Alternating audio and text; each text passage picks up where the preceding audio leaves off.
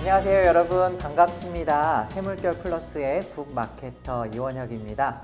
이렇게 여러분과 함께 세물결 아카데미의 온라인 대중강좌로 인사를 드리게 되었는데요. 잘 아시다시피 지금 코로나 팬데믹 상황이어서 원래 저희 세물결 아카데미가 이전에는 다 오프라인으로 이렇게 저자분을 모시고 책 모임을 가졌었는데 오늘 이렇게 특별히 온라인으로 여러분과 함께 인사를 나누게 됐습니다. 이 시간은 여러분 잘 아시다시피 요한계시록에 관한 이야기를 우리가 나누게 될 텐데요. 두 이야기가 만나다의 저자이신 안용성 교수님을 모시게 되었습니다.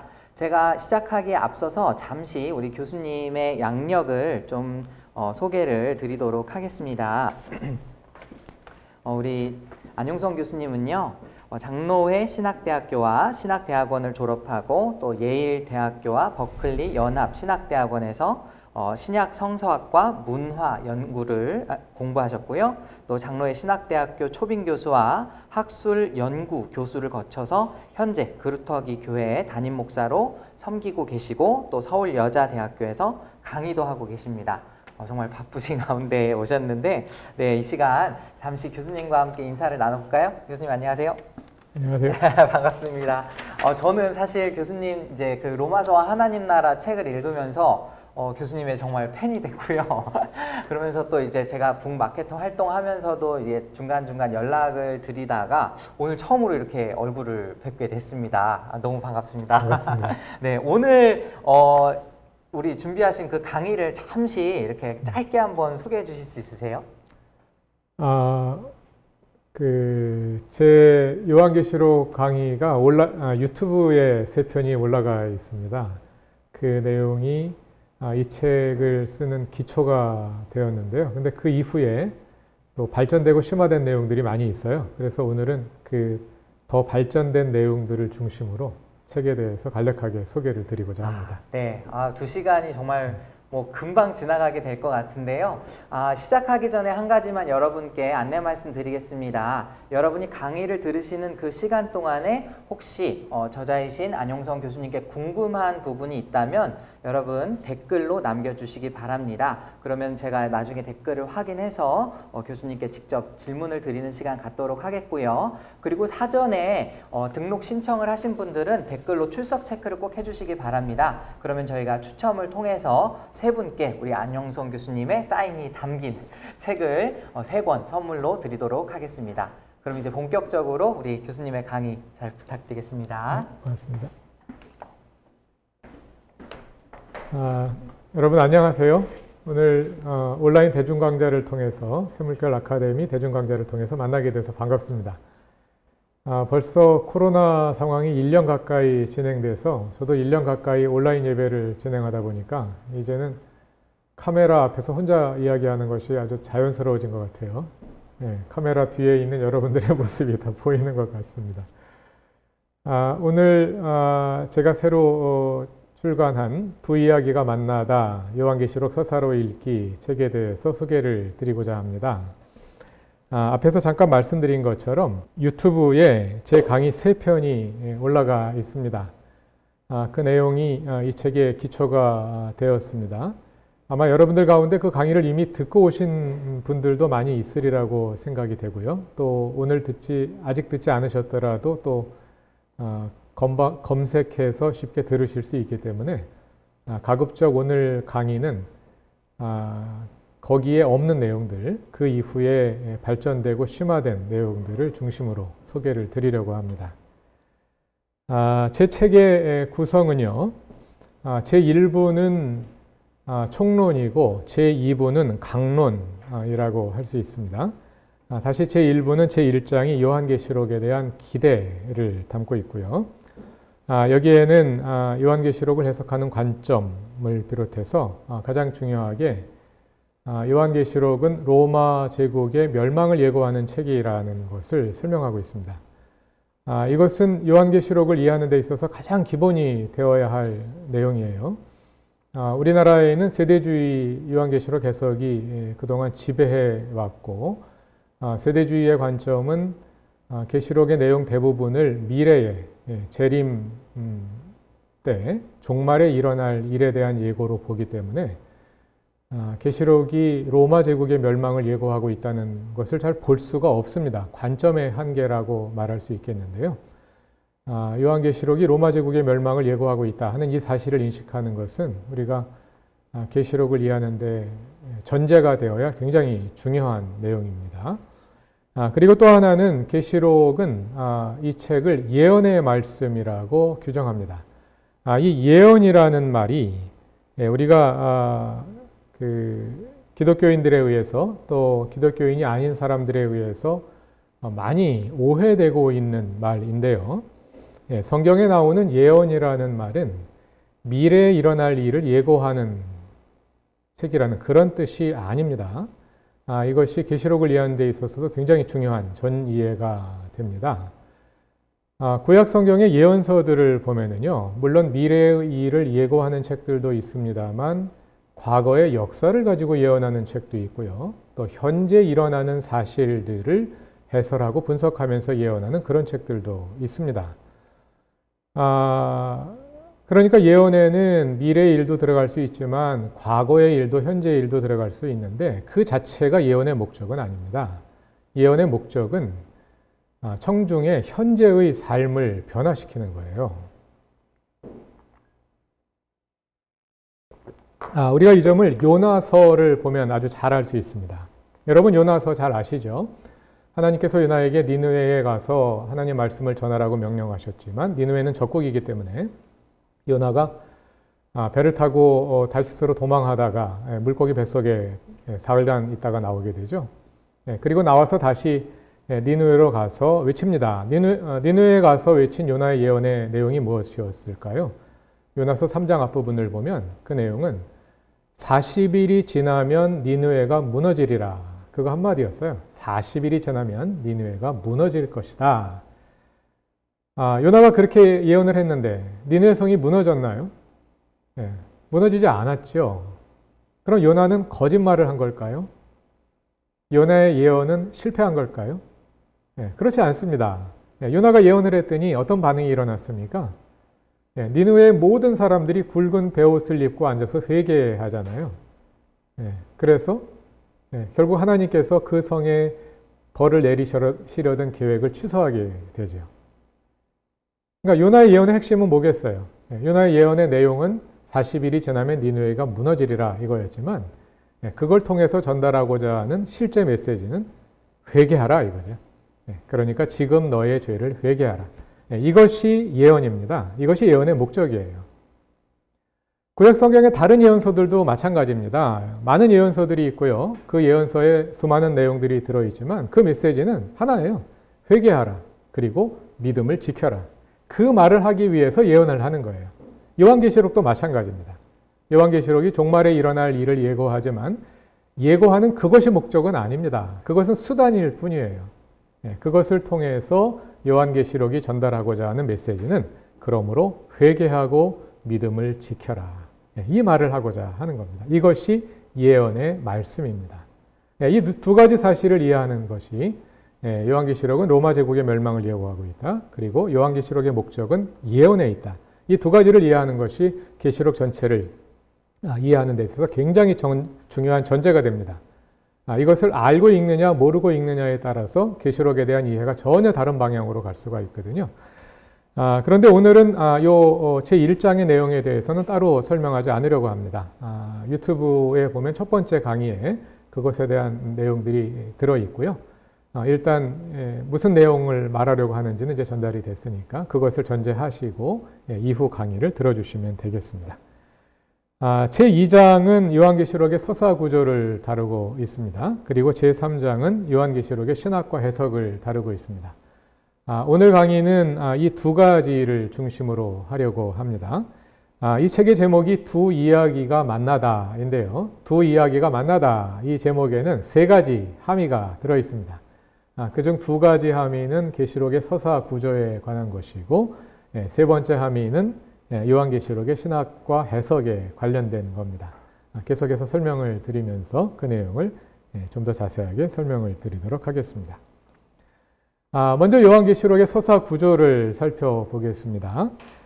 계시록의 구조를 살펴보면요, 짧은 머리말과 짧은 꼬리말이 앞과 뒤에 붙어 있고 그 내용의 대부분은 요한의 환상 이야기로 되어 있습니다. 계시록의 내용의 대부분은 이야기예요. 이 사실을 우리가 진지하게 다루는 것이 매우 중요합니다.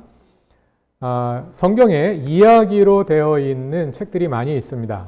서사 문학들이죠. 구약 성경에는 대표적으로 역사서들이 이야기로 되어 있고요. 예언서도 이야기로 되어 있는 책들이 있죠. 호세아서라든지 요나서 같은 예언서는 이야기로 되어 있습니다. 또 신약 성경으로 넘어오면 사복음서가 이야기이고요. 사도행전이 이야기이고요. 또 요한계시록이 이야기입니다. 그런데 요한계시록은 다른 이야기들과는 좀 다른 특성을 갖습니다. 그것은 뭐냐면 우리가 이야기를 이해하고 해석하려면 먼저 그 이야기가 무슨 이야기인지를 알아야 되겠죠. 무슨 이야기가 담겨 있는지를 알고 그리고 나서 이 이야기가 무엇을 의미하느냐, 이 이야기를 통해서 하나님께서 우리에게 어떤 메시지를 전달하시려고 하느냐, 이 순서로 해석을 해 나가야 되는데 성경의 대부분의 책들은 그냥 읽으면 바로 이야기가 파악이 돼요. 그렇죠? 사도행전 읽으면 무슨 이야기인지 그냥 알 수 있잖아요. 그러니까 이야기가 무엇이냐 하는 고민을 우리가 많이 안 하게 됩니다. 그냥 읽으면 바로 이야기가 떠오르게 되고 이 이야기가 무엇을 의미하느냐 이렇게 묻게 되는데 요한계시록의 특징은 읽어도 무슨 이야기인지 알 수가 없다는 거예요. 그렇죠? 읽어도 무슨 이야기인지 알 수가 없어요. 그러니까 계시록을 정확하게 이해하려면 무슨 이야기가 담겨 있는지를 먼저 파악하고 그리고 나서 이 이야기가 의미하는 바가 무엇이냐 이 순서로 해석을 해 나가야 됩니다. 그런데 많은 해석자들이 계시록에 무슨 이야기가 담겨 있는지 모르면서 이 내용을 해석을 하고 있다는 거예요. 그렇게 읽는다 그래서 계시록을 전혀 이해할 수 없다 이렇게 말할 수는 없지만 계시록의 일부는 이해할 수 있겠죠. 계시록의 작은 장면들은 이해할 수 있을지 모르지만 그러나 계시록 전체 내용을 통해서 전달하고자 하는 메시지는 우리가 정확하게 이해하기가 어려울 것입니다. 그러므로 무엇보다도 선별되어야 할 것이 계시록에 무슨 이야기가 담겨 있느냐 이것을 좀 알아보자. 이것이 이 책의 1차적인 목표라고 말할 수 있습니다. 자, 우리가 성경을 읽을 때는요, 성경을 자꾸만 무리하게 해석하려는 경향이 있는데요. 이야기의 특징은요, 해석하지 않아도 의미가 전달된다는 거예요. 예를 들어서 여러분, 다윗과 골리앗 이야기를 들어봅시다. 다윗과 골리앗 이야기를 해주고 나서 해설을 해줄 필요가 없어요. 다윗과 골리앗 이야기를 쭉 해주다 보면 청중은 자연스럽게 내가 다윗이 돼가지고 이야기를 듣는 거예요. 자연스럽게 여러분 다윗처럼 되세요. 그렇게 얘기할 필요 얘기 듣는 사람 가운데 골리앗이 돼서 얘기 듣는 사람은 없어요. 거의 없고 대부분이 다윗이 돼가지고 얘기를 듣는단 말이에요. 다윗이 나가면서 말하죠. 너는 칼과 창으로 무기를 가지고 나에게 나오지만 나는 하나님의 말씀으로 너에게 나간다. 다윗이 말하면서 이야기하면 사람들이 전부 다 저것이 내 이야기라고 생각하면서 듣는단 말이에요. 그 동일시를 통해서 자연스럽게 의미가 전달이 됩니다. 요한계시록도 마찬가지예요. 요한계시록도 이야기를 알고 이야기에 빠져서 이야기의 재미를 그 이야기의 맛을 느끼면서 읽다 보면 그 안에 담겨있는 메시지가 자연스럽게 전달이 되어 옵니다. 가장 중요한 것은 이야기를 파악하는 거다 하는 거죠. 무슨 이야기가 담겨 있느냐? 자, 요한계시록의 이야기를 한번 전체적으로 일렬로 쫙 늘어놓고 보면은요.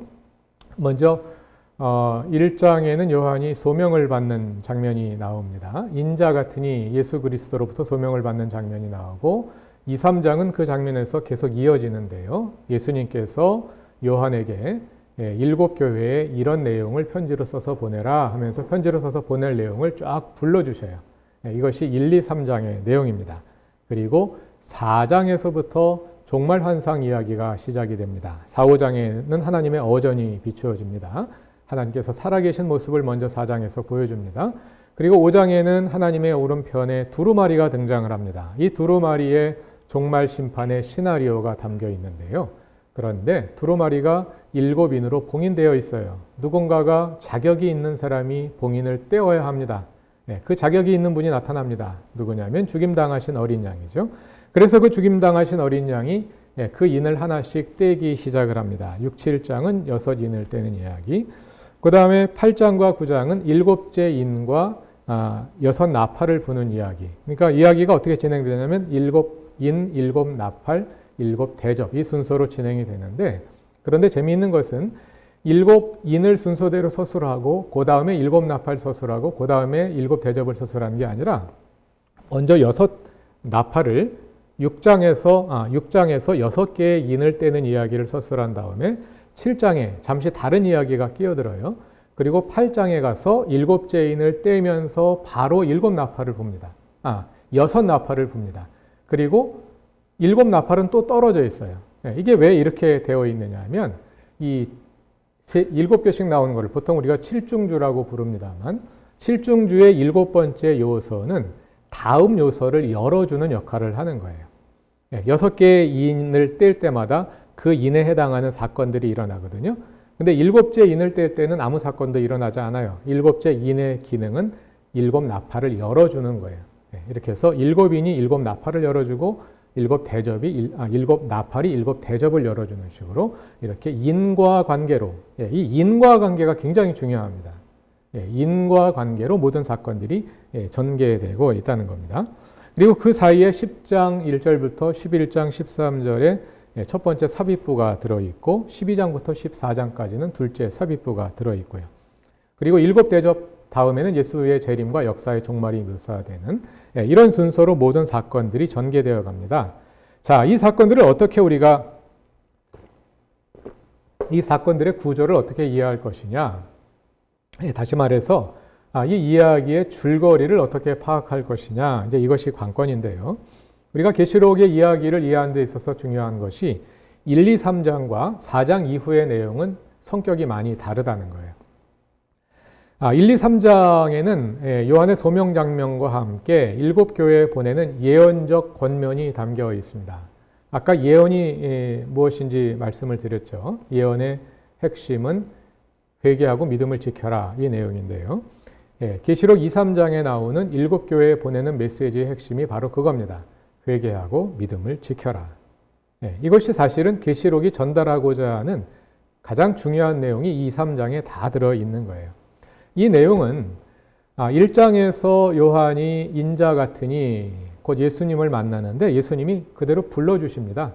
에베소 교회의 사자에게 이렇게 써보내라 하고 쭉 불러주셔요. 요한이 그대로 받아 쓴 겁니다. 그리고 거기 담겨있는 내용은 굉장히 대부분 사실적인 내용들이에요. 사실적인 언어들을 사용하고 있기 때문에 이 내용은 비교적 문자적으로 해석할 수 있습니다. 성경 안에 있는 다른 편지들을 해석하는 것과 별 차이가 없어요. 그냥 거의 문자적으로 해석하면 돼요.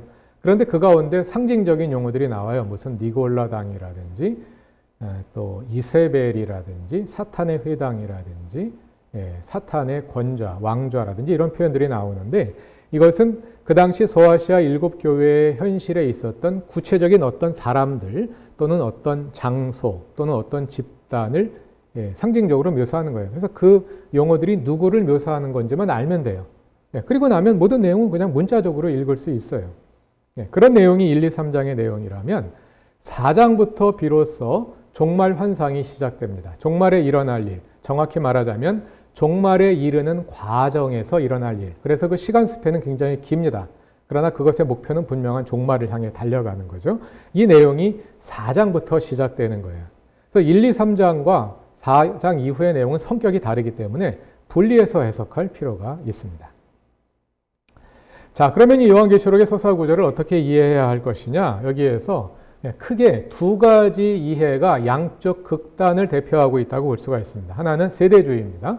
한국교회에 큰 영향을 미쳐온 세대주의는 계시록 전체의 내용을 단선적이고 순차적인 진행으로 이해합니다.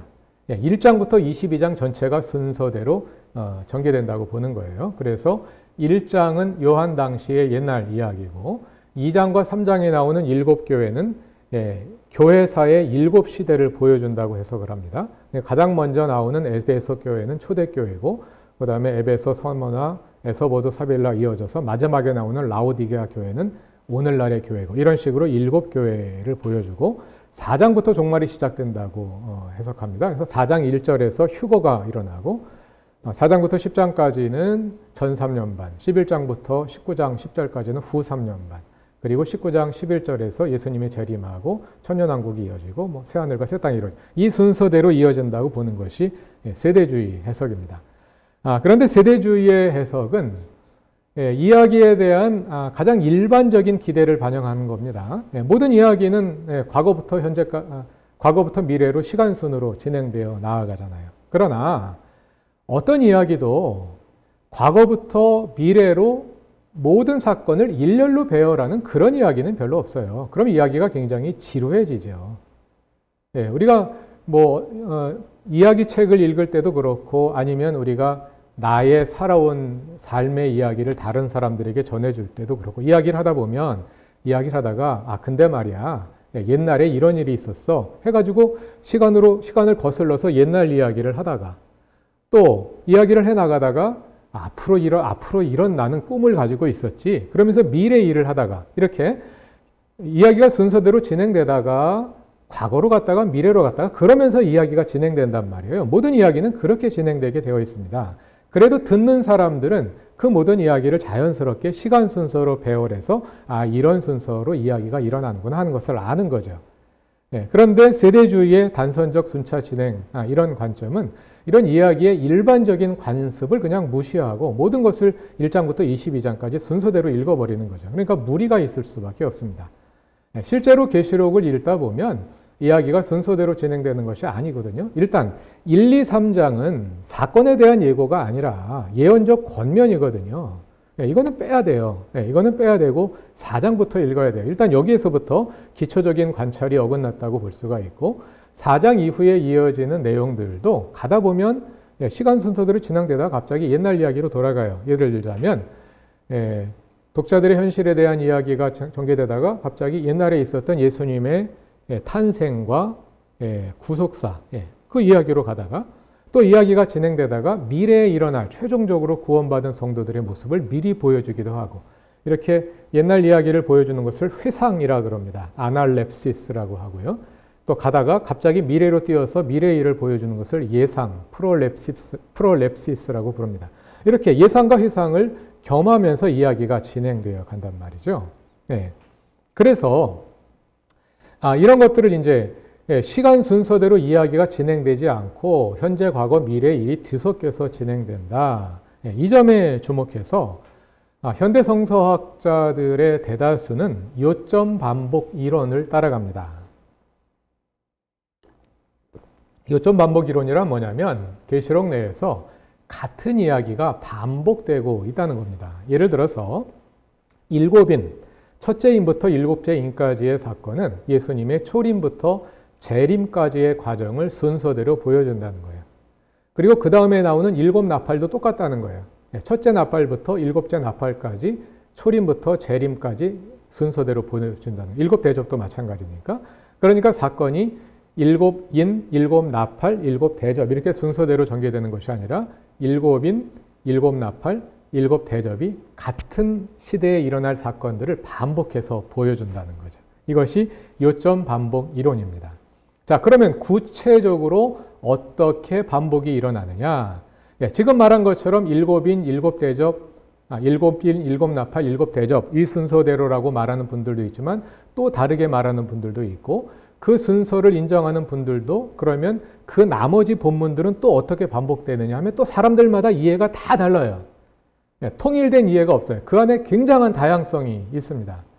그래서 어떤 요한계시록 학자가 말하기를 요한계시록 해석자만큼 많은 수의 계시록 구조 이해가 있다, 이렇게 말할 정도로 통일된 입장이 없는 거예요. 만약에 요한이 실제로 요한계시록을 같은 사건의 반복으로 썼다면 이렇게 파악하기가 힘들까 하는 질문을 우리가 던져볼 수 있죠. 성서시대에 기록된 모든 책들은 각자가 눈으로 읽는 시대가 아닙니다. 책이 귀하기 때문에 별로 없고요. 또 글을 읽을 줄 모르는 사람들이 많습니다. 그래서 그 시대의 책을 읽는 방법은 한 사람이 책을 읽을 줄 아는 한 사람이 큰 소리로 읽으면 다른 사람들은 그냥 앉아서 듣는 거예요. 예, 귀로 듣는 텍스트거든요. 그래서 구조가 단순하지 않으면 안 됩니다. 한 번 듣고 파악될 수 있을 만큼 단순하고 명확하게 구조를 짜서 책을 썼단 말이에요. 그런데 성서학자들이 그렇게 열심히 연구하는데 통일된 구조 이해가 나오지 않는다. 예, 그럼 뭔가 이상한 거죠. 정말 요한이 그런 반복 구조로 계시록을 저술했을까? 그리고 또 한 가지 문제는 세대주의식으로 단선적으로 이해했을 경우에 해결되지 않는 큰 본문 단위들이, 뭉태기들이 있어요. 예, 그래서 이걸 해결하고자 요점 반복 이론이 나온 건데, 또 요점 반복 이론을 따르는 성서학자들의 구조 이해를 보면은요, 여전히 해결되지 않은 큰 뭉태기들이, 본문들이 남아 있어요.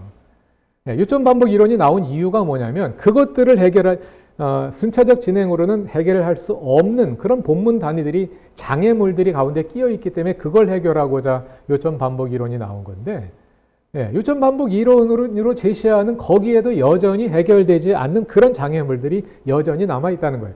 그럼 뭐하러 요점 반복 이론을 우리가 따라가느냐 하는 문제가 이제 제기되겠죠.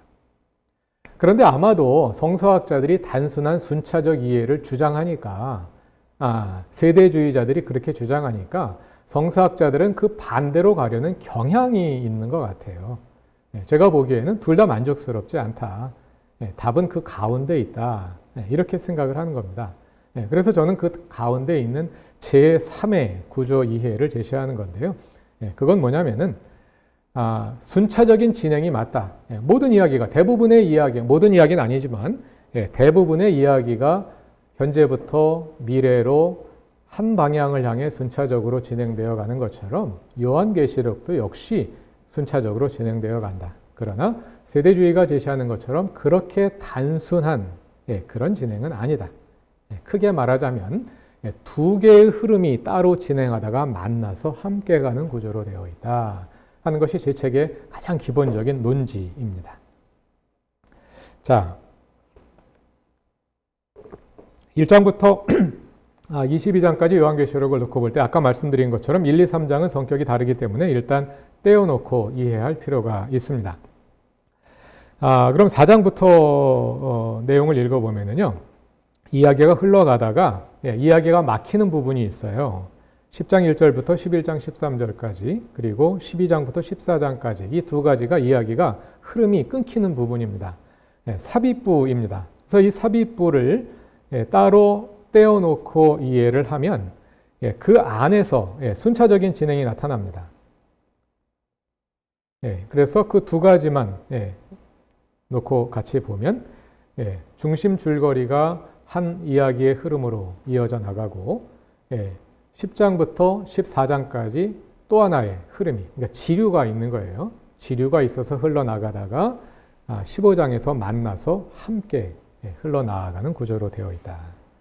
이것이 이 책의 제목이 두 이야기가 만나다인데요. 그 두 이야기가 만나다라는 제목이 가지고 있는 첫째 함의가 되겠습니다.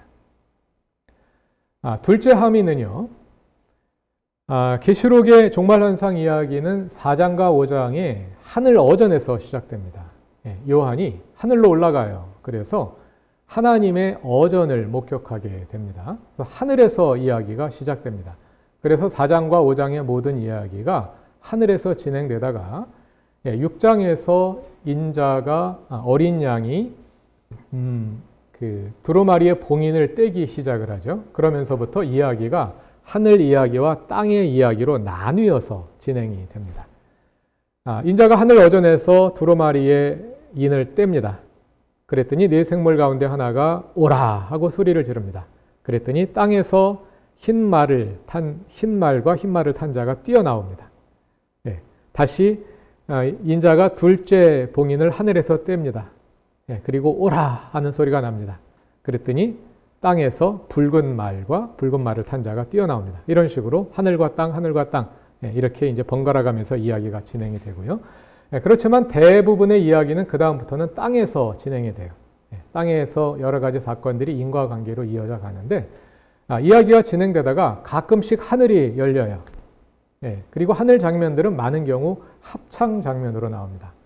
뮤지컬의 장면이라고 생각해 봅시다. 무대에서 많은 무대들이 많은 인물들이 나와서 연기를 하면서 이제 사건들이 전개되어 나가는데요. 사건들이 전개되다가 갑자기 저 위에 그 2층이 열리면서 거기에서 합창단이 합창을 하는 이런 장면들이 나오는 거예요. 근데 이 합창 장면의 기능은 뭐냐면 지금 일어나고 있는 사건들을 이 합창으로 해석해 주는 거예요. 해설해 주는 첫 번째 기능이 있고, 또 한 가지 기능은 미래에 이루어질 최종적으로 구원받은 성도들의 모습을 미리 보여주는 거예요. 그래서 성도들로 하여금 오늘의 고난의 상황 가운데서 희망을 가질 수 있도록 도와주는 겁니다. 그런 식으로 이제 이야기가 하늘과 땅 이야기로 나뉘어서 진행이 되다가 다시 이야기가 하나로 합치는데요.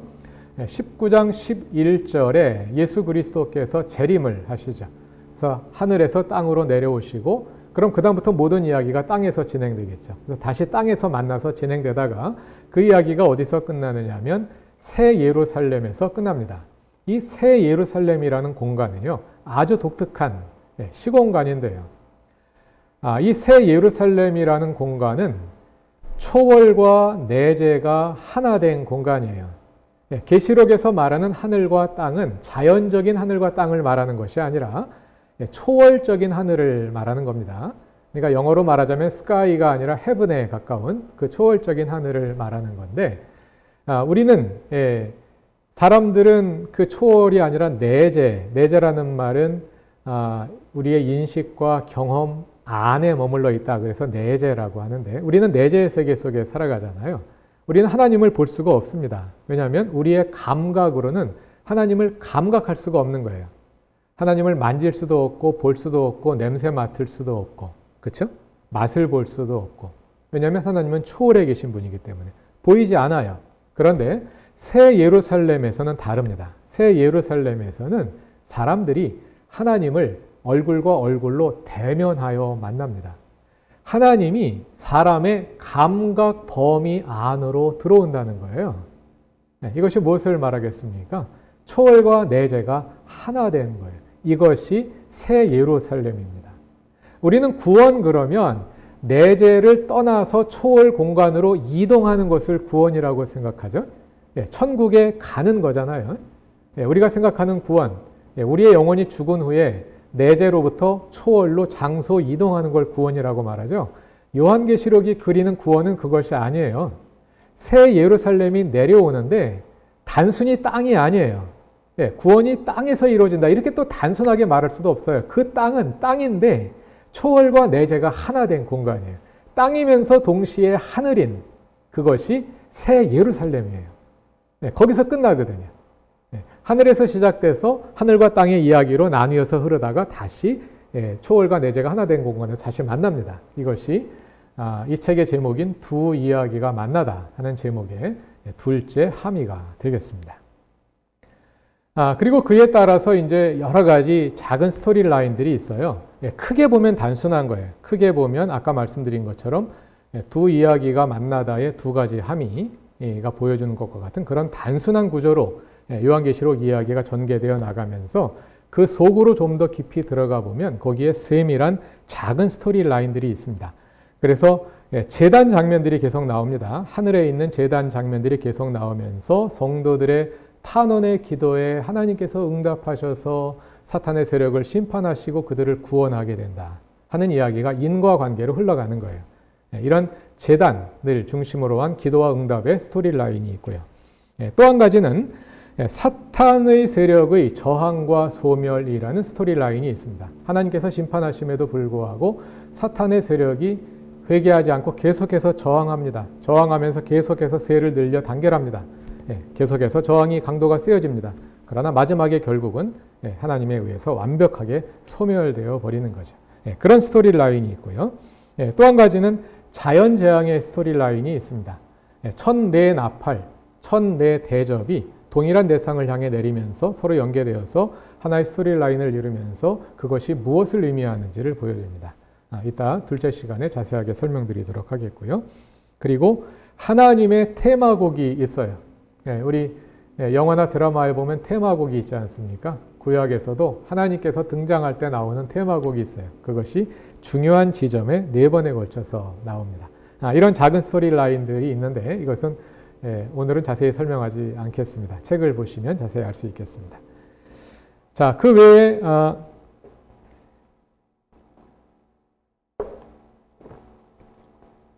몇 분까지 하면 될까요? 11시까지? 네, 10시까지. 11시까지. 네, 일단 진행하겠습니다. 자, 우리가 한번 성경 요한계시록을 한번 펼쳐보시죠. 계시록을 자세히 읽기는 어렵습니다만 쭉 훑어 읽으면서 한번 계시록의 구조를 그리고 특징적인 내용들을 한번 보려고 합니다. 먼저 계시록 4장을 보시면은요. 여기에서 종말현상 이야기가 시작이 되는데 4장은 하나님의 현현을 보여주는 거예요. 그리고 5장으로 넘어가면 하나님 우편에 두루마리가 있죠. 두루마리는 7봉인이 되어 있습니다. 그 두루마리에 종말 심판의 시나리오가 들어있는데 봉인이 되어 있으므로 봉인을 다 떼어내기 전에는 그 시나리오를 읽을 수가 없겠죠. 자, 드디어 봉인을 떼실 자격이 있는 죽임당하신 어린 양이 나타나고 6장에서 봉인을 하나씩 떼기 시작을 합니다. 봉인을 떼는 과정은 아직 종말 심판이 시작되기 전이라고 할 수 있겠죠. 거기에 보면 전쟁과 기근과 사망이 계속되는 이런 상황들이 나오는데 이것이 언제를 보여주느냐? 인류 역사 전체가 전쟁과 기근의 사망으로 계속되는 거죠. 종말이 오기 전에 인류가 당하고 있는 그런 보편적인 고난의 현실을 보여주는 겁니다. 자, 그래서 6개까지 인을 뗍니다. 그것이 6장에 나오는 내용이에요. 네 인을 떼고 5째 인을 뗄 때 순교자들이 탄원합니다. 주님 언제 심판을 시작하십니까? 아직 심판 시작하지 않았다는 것을 보여주는 거죠. 그 다음에 6장에 6째 인을 떼니까 우주적 격변이 일어나면서 하나님의 진노의 큰 날이 왔다 하면서 심판의 선언이 시작이 됩니다. 자, 이제 7째 인을 떼면 드디어 종말 심판이 시작될 거예요. 근데 질문이 생기겠죠? 종말 심판이 시작되면 성도들은 어떻게 되는가? 7장은 그 질문에 대한 답입니다. 하나님께서 성도들의 14만 4천으로 상징적으로 대변되는 성도들의 이마에 인을 쳐서 성도들을 구원하시죠. 그리고 나서 8장에서 드디어 7째 인을 뗍니다. 7째 인을 떼고 나니까 7 나팔이 불기 시작을 하는 거예요. 7 나팔 재앙이 시작됐습니다. 드디어 종말 심판이 시작되었습니다. 그런데 첫 4 나팔은 순서대로 땅, 바다, 강, 천체 이 순서대로 재앙이 떨어집니다. 나팔을 불 때면 첫째 나팔을 보니까 땅에 재앙이 떨어지고 둘째 나팔을 보니까 바다에 재앙이 떨어지고 셋째는 강과 샘에 넷째는 천체, 해달, 별에 재앙이 떨어집니다. 자, 그런데 종말 심판의 궁극적인 목표는 누구일까요? 사탄의 세력, 그리고 사탄의 세력에 속한 사람들이잖아요. 그런데 첫 4 나팔은 사람에게 재앙이 임하지 않고 자연의 재앙이 임한단 말이에요. 아직 본격적인 심판이 시작이 안 됐어요. 아직은 전초전에 불과합니다. 하나님의 어전 4, 5장은 심판을 준비하는 장면이고 그 다음에 6장과 7장은 봉인을 떼는 장면이고 드디어 나팔을 불면서 종말 심판이 시작되는데 첫 4 나팔은 전초전에 해당합니다. 자, 그리고 나서 4 나팔을 분 다음에 8장 13절에 이런 선언이 나옵니다. 헬라어를 직역해 보면은요. 화, 땅에 거하는 자들에게 나머지 4 천사가 불 나팔 소리들로부터 이런 말이 나옵니다. 화. 3개의 화가 이제 내린다는 거예요. 누구에게? 땅에 거하는 자들에게. 땅에 거하는 자들이라는 말은 요한계시록에서 사탄의 세력에 속한 사람들을 가리키는 요한계시록의 특별한 용어입니다. 그들에게 심판이 임하는데 나머지 3 천사가 불 나팔 소리로부터 지금까지 4개의 나팔을 불었잖아요. 이제 5째, 6째, 7째 나팔이 남았잖아요. 그것이 화라는 거예요. 자, 그런데 여기에서 나머지 3 천사가 불 나팔 소리로부터 이 말이 중요합니다. 나팔 소리 자체가 화가 아니라 나팔 소리로부터 화가 임한다는 거예요. 그러니까 5째 나팔을 불면 그 나팔에 해당하는 5째 나팔 재앙이 임하고 6째 나팔을 불면 6째 나팔 재앙이 임하고 7째 나팔을 불면 7째 나팔 재앙이 임하겠죠. 이것이 바로 세계의 화가 이제부터 시작된다. 이제부터가 본격적인 심판이다 하고 선언하는 거예요. 자, 그 순서대로 이어집니다. 그래서 계시록 9장을 한번 보시죠. 계시록 9장 1절부터 다섯째 나팔 재앙이 임합니다. 다섯째 나팔 재앙이 다섯째 나팔을 불면 재앙이 임합니다. 그 내용이 11절까지 이어지고요. 12절을 보면 첫째 화는 지나갔으니 보라 아직 이후에 화 둘이 이르리로다. 다섯째 나팔이 첫째 화라는 거죠. 그러면 이후에 화 둘이 이르리로다. 여섯째 나팔, 일곱째 나팔에 따르는 재앙이 나머지 화 둘이라는 거죠. 자, 그리고 나서 13절부터 21절까지 여섯째 나팔 재앙이 임합니다. 그리고 나면 이제 뭐가 나올 차례예요? 둘째 화는 지나갔으니 이제 셋째 화가 임하리로다. 이 말이 나올 차례인데 안 나와요. 그리고 전혀 새로운 이야기가 전개됩니다. 그게 어디까지 나가냐면 11장 13절까지 이어져요. 그리고 나서 14절에서 둘째 화는 지나갔으니 보라 셋째 화가 속히 이르는도다. 사이에 뭐가 끼어 있죠? 10장 1절부터 11장 13절까지가 제1삽입부가 됩니다. 자, 11장 14절에서 둘째 화는 지나갔으니 보라 셋째 화가 속히 이르는도다. 자, 그리고 나서 15절부터 바로 속히 일곱째 나팔을 봅니다. 15절부터 19절까지 일곱째 나팔 장면이 나와요. 나팔을 불었으면 나팔 재앙, 셋째 화가 나와야 되겠죠. 근데 화가 안 나와요. 그리고 또 새로운 이야기가 끼어듭니다. 12장부터 14장까지 또 제2삽입부예요. 이렇게 제2삽입부가 지나서 15장으로 가면 15장 1절에서 또 하늘에 크고 이상한 다른 이적을 보니 일곱 천사가 일곱 재앙을 가졌으니 곧 마지막 재앙이라. 이것이 마지막 재앙이라 그러죠. 앞에 두 가지 재앙, 두 가지 화가 임했으니까 계시록에서 재앙과 화는 다른 헬라어입니다만 같은 뜻입니다. 재앙, 화, 심판 다 같은 의미로 쓰이는데요. 이것이 마지막 재앙이라는 거예요. 하나님의 진노가 이것으로 마치리로다.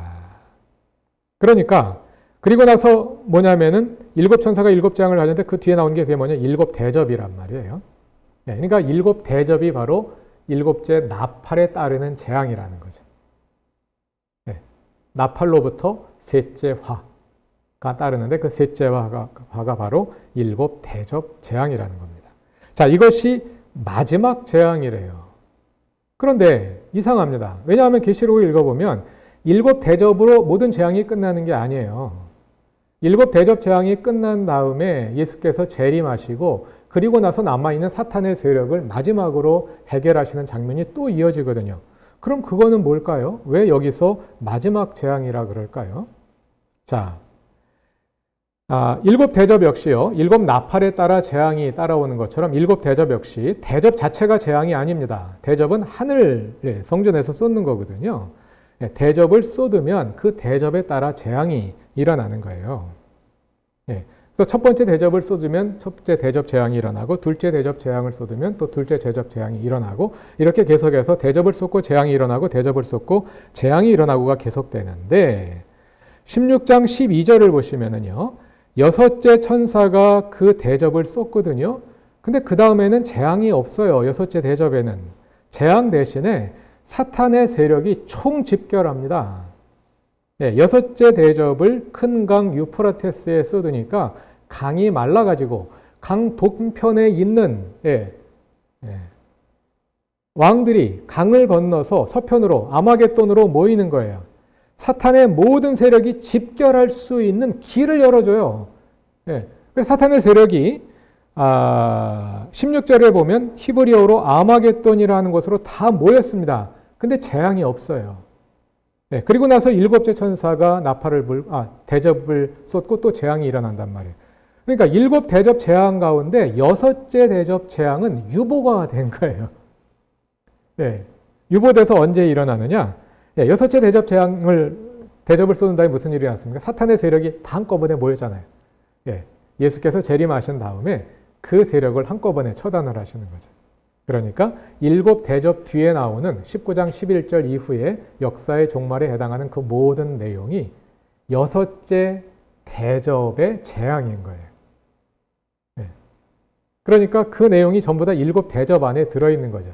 예수 재림 이후에 나타나는 모든 내용들은 일곱 대접의 그 그 일곱 대접을 완성하는 거라고 말할 수 있고, 일곱 대접은 또 뭡니까? 일곱째 나팔 재앙이 일곱 대접이잖아요. 그렇게 해서 일곱인 일곱 나팔 일곱 대접이 한 줄기로 이어져서 마지막 역사의 종말까지 이어지는 거예요. 그래서 이 전체 내용이 큰 두루마리 속에 다 들어있다고 말할 수 있는 겁니다. 계시록 5장에 두루마리가 있었고, 그러니까 4, 5장은 두루마리를 준비하는 장면, 6, 7장은 두루마리를 인을 여는 장면, 그리고 8장에서 일곱째 인을 떼면서 두루마리가 열렸잖아요. 그 내용이 요한계시록 끝에까지 이어지는 거죠. 중심 줄거리 전체가 5장에 나타나는 큰 두루마리와 관련되어 있다. 이렇게 간단하게 설명을 할 수가 있겠습니다.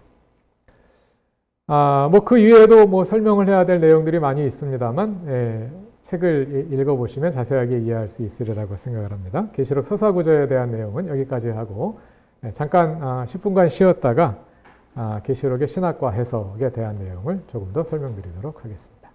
강의 계속하겠습니다. 자, 첫 시간에 두 이야기가 만나다의 두 가지 함의를 말씀드렸고요. 이 시간에는 세 번째 함의를 이야기해보고자 합니다. 셋째 함의는 계시록의 이야기와 독자들의 이야기, 곧 우리의 이야기가 만나서 지평융합을 일으키는 것입니다. 그래서 우리가 계시록을 읽는 가운데 계시록의 이야기 속으로 들어가고, 마치 그래서 계시록의 등장인물의 하나가 되어서 계시록에 있는 성도들이 되어서 우리가 그 이야기에 참여자가 되고, 그러는 사이에 그 계시록의 이야기가 우리의 이야기 속으로 들어와서 오늘 우리의 현실을 해석해 주게 되죠. 그러면서 더 큰 이야기가 지평융합을 통해서 만들어지게 되는데, 두 이야기가 만나다라는 말의 셋째 함의는 바로 그러한 지평융합입니다. 이 책의 제3장인 계시록의 신학과 해석이 바로 거기에 해당하는 내용이라고 볼 수 있겠습니다. 계시록의 종말 환상 이야기를 앞에서 중심 줄거리와 삽입부 두 가지의 이야기의 흐름으로 먼저 설명을 드렸습니다. 여기에서 중심 줄거리는 종말 심판의 거시적이고 보편적인 구조를 담고 있고요. 삽입부는 성도들의 현실에 초점을 맞추어서 그 현실을 해석해 줍니다. 중심 줄거리에도 성도들의 현실로부터 종말에 이르는 긴 역사의 과정이 반영되어 있고, 삽입부에도 역시 예수 그리스도의 구속 사건, 초림으로부터 재림으로 이르는 긴 사건들이 담겨 있기 때문에 시간 스팬은 비슷하다고 말할 수가 있어요. 그런데 중심 줄거리는 주로 미래에 종말에 초점을 맞추고 있고, 삽입부는 주로 성도들의 현실에 초점을 맞추고 있다 하는 점에서 차이가 있습니다. 이러한 이제 두 갈래가 함께 가다가 만나는 이런 구조와 함께 전체 이야기가 2단계로 구성이 되는 것을 볼 수가 있습니다. 먼저 4장부터 19장 10절까지 7대접까지가 제1단계고요. 예수의 재림부터 새 예루살렘까지가 이야기의 제2단계를 구성합니다.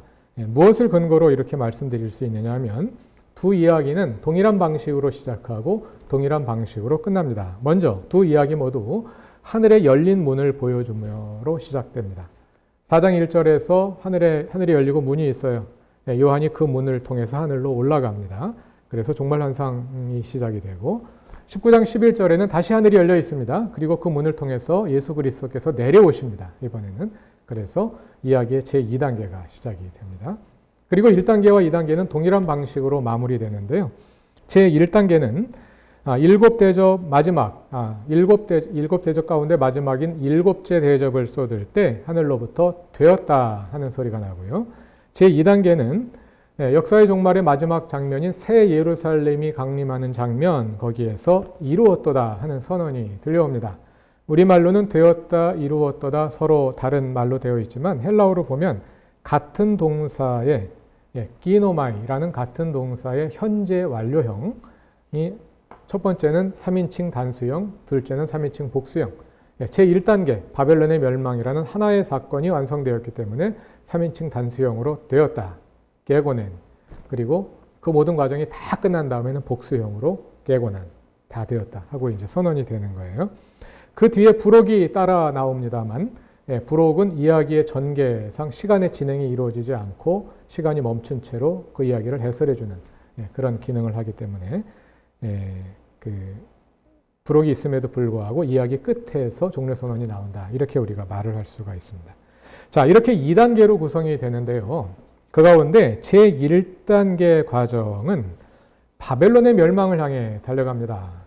어전으로부터 시작해서 일곱인, 일곱나팔, 일곱대접으로 모든 사건들이 인과관계로 진행되는데 그 마지막 사건이 뭐냐면 일곱째 대접이 쏟아지는 재앙이거든요. 일곱째 대접 재앙이 뭐냐면 바벨론의 멸망이에요. 네. 바벨론의 멸망을 향해서 모든 사건이 달려가는 겁니다. 그럼 이 바벨론이 누구냐? 네. 바벨론은 로마 제국입니다. 바벨론이 로마 제국을 가리킨다는 것은 대다수의 성서학자들이 동의합니다. 그런데 그럼에도 불구하고 이 책에서 제시하는 것과 같은 구조로 요한계시록을 읽을 때 이 바벨론의 멸망이라는 이 사건이 더 특별한 의미를 가지게 됩니다. 왜냐하면 바벨론은 로마 제국이라는 것을 대부분의 성서학자들이 인정하기 때문에 요한계시록이 로마 제국의 멸망을 예고한다는 것도 모든 성서학자들이 동의합니다. 그런데 대부분의 성서학자들은 같은 이야기가 반복되는 것으로 보기 때문에 어디부터 어디까지가 바벨론의 멸망을 이야기하는 거냐, 여기에 대해서는 의견들이 다 달라질 수밖에 없단 말이에요. 네, 그래서 요점 반복 이론으로 보게 되면 계시록 내용의 일부가 그저 바벨론의 멸망을 이야기하는 것이 돼요.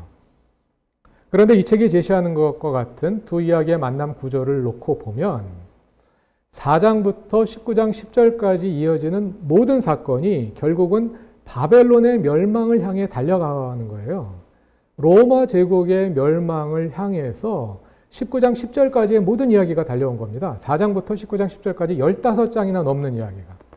네, 그리고 역사의 종말은 뒤에 몇 장 안 된단 말이에요. 19, 11, 19, 20, 21, 22 요거밖에 안 된다는 이야기죠. 그럼 계시록 내용의 거의 대부분이라고 할 수 있는 많은 부분이 로마 제국의 멸망을 예고하고 있는 거죠. 그럼 질문이 생기는 거죠. 로마 제국은 이미 멸망했는데 요한계시록은 그럼 이미 지나간 이야기를 하고 있는 것에 불과하냐? 이런 질문을 우리가 던질 수 있게 되는 겁니다. 여기에 대해서 바벨론은 여기에 대한 대답을 이렇게 내릴 수 있습니다. 계시록에 나오는 바벨론은 짐승이 세상을 지배하기 위해 사용하는 현실적 도구일 뿐입니다. 바벨론이 사탄이 아니에요. 바벨론이 짐승이 아니에요. 계시록은요, 굉장히 세밀한 영적인 층위 구조를 가지고 사건들을 전개해 나갑니다. 가장 표면에는 바벨론이 있는데요. 배후에는 사탄이 있어요. 그리고 사이에서 매개하는 존재가 짐승이에요. 표면에 바벨론이 있고 그 심층에 짐승이 있고 더 심층에 사탄이 있어요. 이것이 계시록이 이야기를 전개해 나가는 구조예요. 그 가운데 바벨론은 짐승이 세상을 지배하기 위해 계속해서 도구들을 바꾸어 가면서 나타나거든요. 옷을 바꾸어 입고 나타나거든요. 그 가운데 하나가 바벨론이었던 거예요. 다음에는 다른 옷을 입을 수 있어요. 바벨론이 아닌.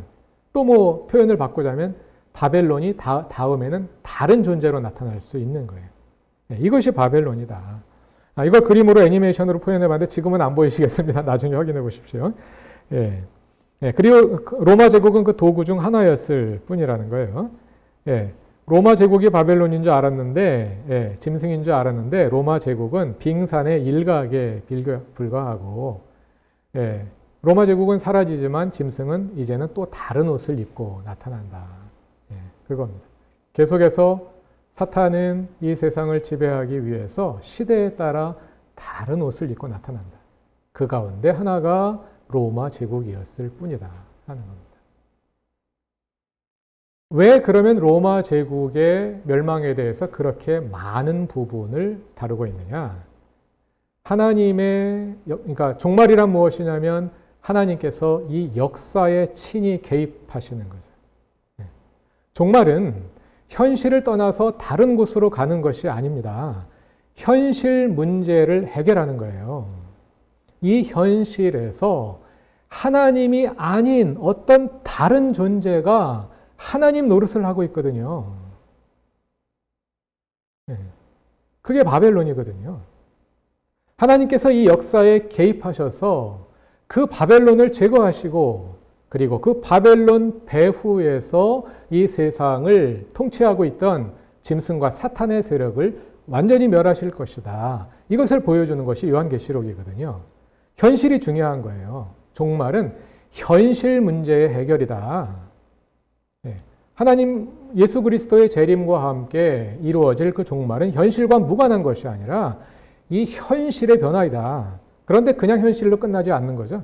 초월과 내재가 하나가 된 새 예루살렘으로 변화되니까 질적인 변화가 나타나죠. 그러나 현실과 무관하지 않다. 이걸 보여주기 위해서 바벨론의 멸망의 과정을 길게 서술하고 있는 것이다. 이렇게 설명할 수가 있겠습니다. 그래서 이것을 층위 구조에 따라 설명하자면 사탄의 지배는 현실의 심층에 있다. 종말이란 하나님께서 그 현실에 개입하시는 사건인데 하나님의 개입의 목표는 그 현실의 배후에 있는 사탄에게 더 근본적으로 있는 거죠. 물론 이 두 가지는 완전히 나뉘지는 않은 겁니다. 그래서 결국은 사탄의 그 도구 노릇을 하던 바벨론은 역사에서 사라져 버리고 마는 거죠. 그러면 오늘날은 사탄은 어떤 모습으로 나타날 것이냐? 우리가 이런 질문 던질 수 있을 거예요. 과거의 성서 시대에는 짐승이 로마 제국의 옷을 입고 나타났는데 오늘날은 어떤 옷을 입고 나타날 것이냐? 그건 알 수가 없죠. 자세하게 현실을 직시하고 통찰해 보아야 되겠죠. 그러나 아마도 그 시대처럼 나라, 국가의 옷을 입고 나타날 가능성은 이제는 적지 않을까. 왜냐하면 그 시대 나라, 국가라는 존재, 특히 제국이라는 존재는 하나님과 같은 존재였죠. 로마 황제가 마음 먹으면, 로마 제국이 마음 먹으면 못할 일이 없었단 말이에요. 모든 사람의 목숨이 황제의 말 한마디에 달려 있었단 말이에요. 사탄이 사용하기에 아주 좋은 도구였죠. 그런데 오늘날 국가라는 존재는 그렇게 강력한 존재는 아니잖아요. 아마도 사탄은 오늘날 시대에 나타난다면 다른 도구를 사용할 것이다. 그것이 무엇일까? 그건 우리가 더 고민하고 논의하고 충분히 대화해 볼 수 있는 그런 주제가 될 수 있을 것이라고 생각합니다. 이것을 우리가 이러한 구조를 성경에서 몇 구절에서 우리가 엿볼 수 있어요. 예를 들어서 에베소서 2장 2절을 보면 그때 너희는 그 가운데서 행하여 이 세상 풍조를 따르고 공중의 권세 잡은 자를 따랐으니 공중의 권세 잡은 자가 누구냐면 곧 지금 불순종의 아들들 가운데서 역사하는 영이라. 공중의 권세 잡은 자, 곧 사탄이 나오고 불순종의 아들들이 나오죠. 요한계시록에서는 로마 제국이 불순종의 아들들이죠. 공중의 권세 잡은 자가 불순종의 아들들을 도구로 사용해서 이 세상을 지배하려고 하는 겁니다. 또 예수님의 말씀 가운데 누가복음 17장 20절과 21절에 보면 예수님이 이렇게 말씀하십니다. 하나님의 나라는 볼 수 있게 임하는 것이 아니요 또 여기 있다 저기 있다고도 못하리니 하나님의 나라는 너희 안에 있느니라. 하나님의 나라는 너희 안에, 여기서 너희는 복수형이죠. 너희들 가운데 있다는 거예요. 너희 가운데 있다. 우리 가운데 있는데 왜 안 보인다는 걸까요? 우리 가운데 있으면 보여야 되잖아요. 이 두 가지를 우리가 잘 이해하는 것이 중요합니다. 하나님 나라는 멀리 딴 데 있지 않아요. 우리 가운데 있습니다. 그런데 볼 수는 없어요. 왜냐하면 현실의 표면에 있지 않고 현실의 심층에 있기 때문에. 우리가 하나님의 나라를 확장해 간다는 말을 합니다. 하나님 나라를 확장한다는 것이 무슨 말이냐? 주로 이제 보수적인 분들은 전도를 해서 교회가 커져가면 하나님 나라가 확장되는 것이다. 이렇게 생각하는 경향이 있는가 하면 진보적인 분들은 어떤 사회의 구조적인 변화에 더 초점을 두고 보는 경향이 있죠. 이쪽 초점을 두고 본다면 예를 들어서 정치적으로 사회가 민주화되면 하나님 나라가 이루어지는 거냐. 간단히 그렇게 등치시킬 수 없죠. 그러나 이 사회에 하나님의 나라가 이루어진다면 정치가 좀 더 민주화될 것이다. 이렇게 말할 수는 있겠죠.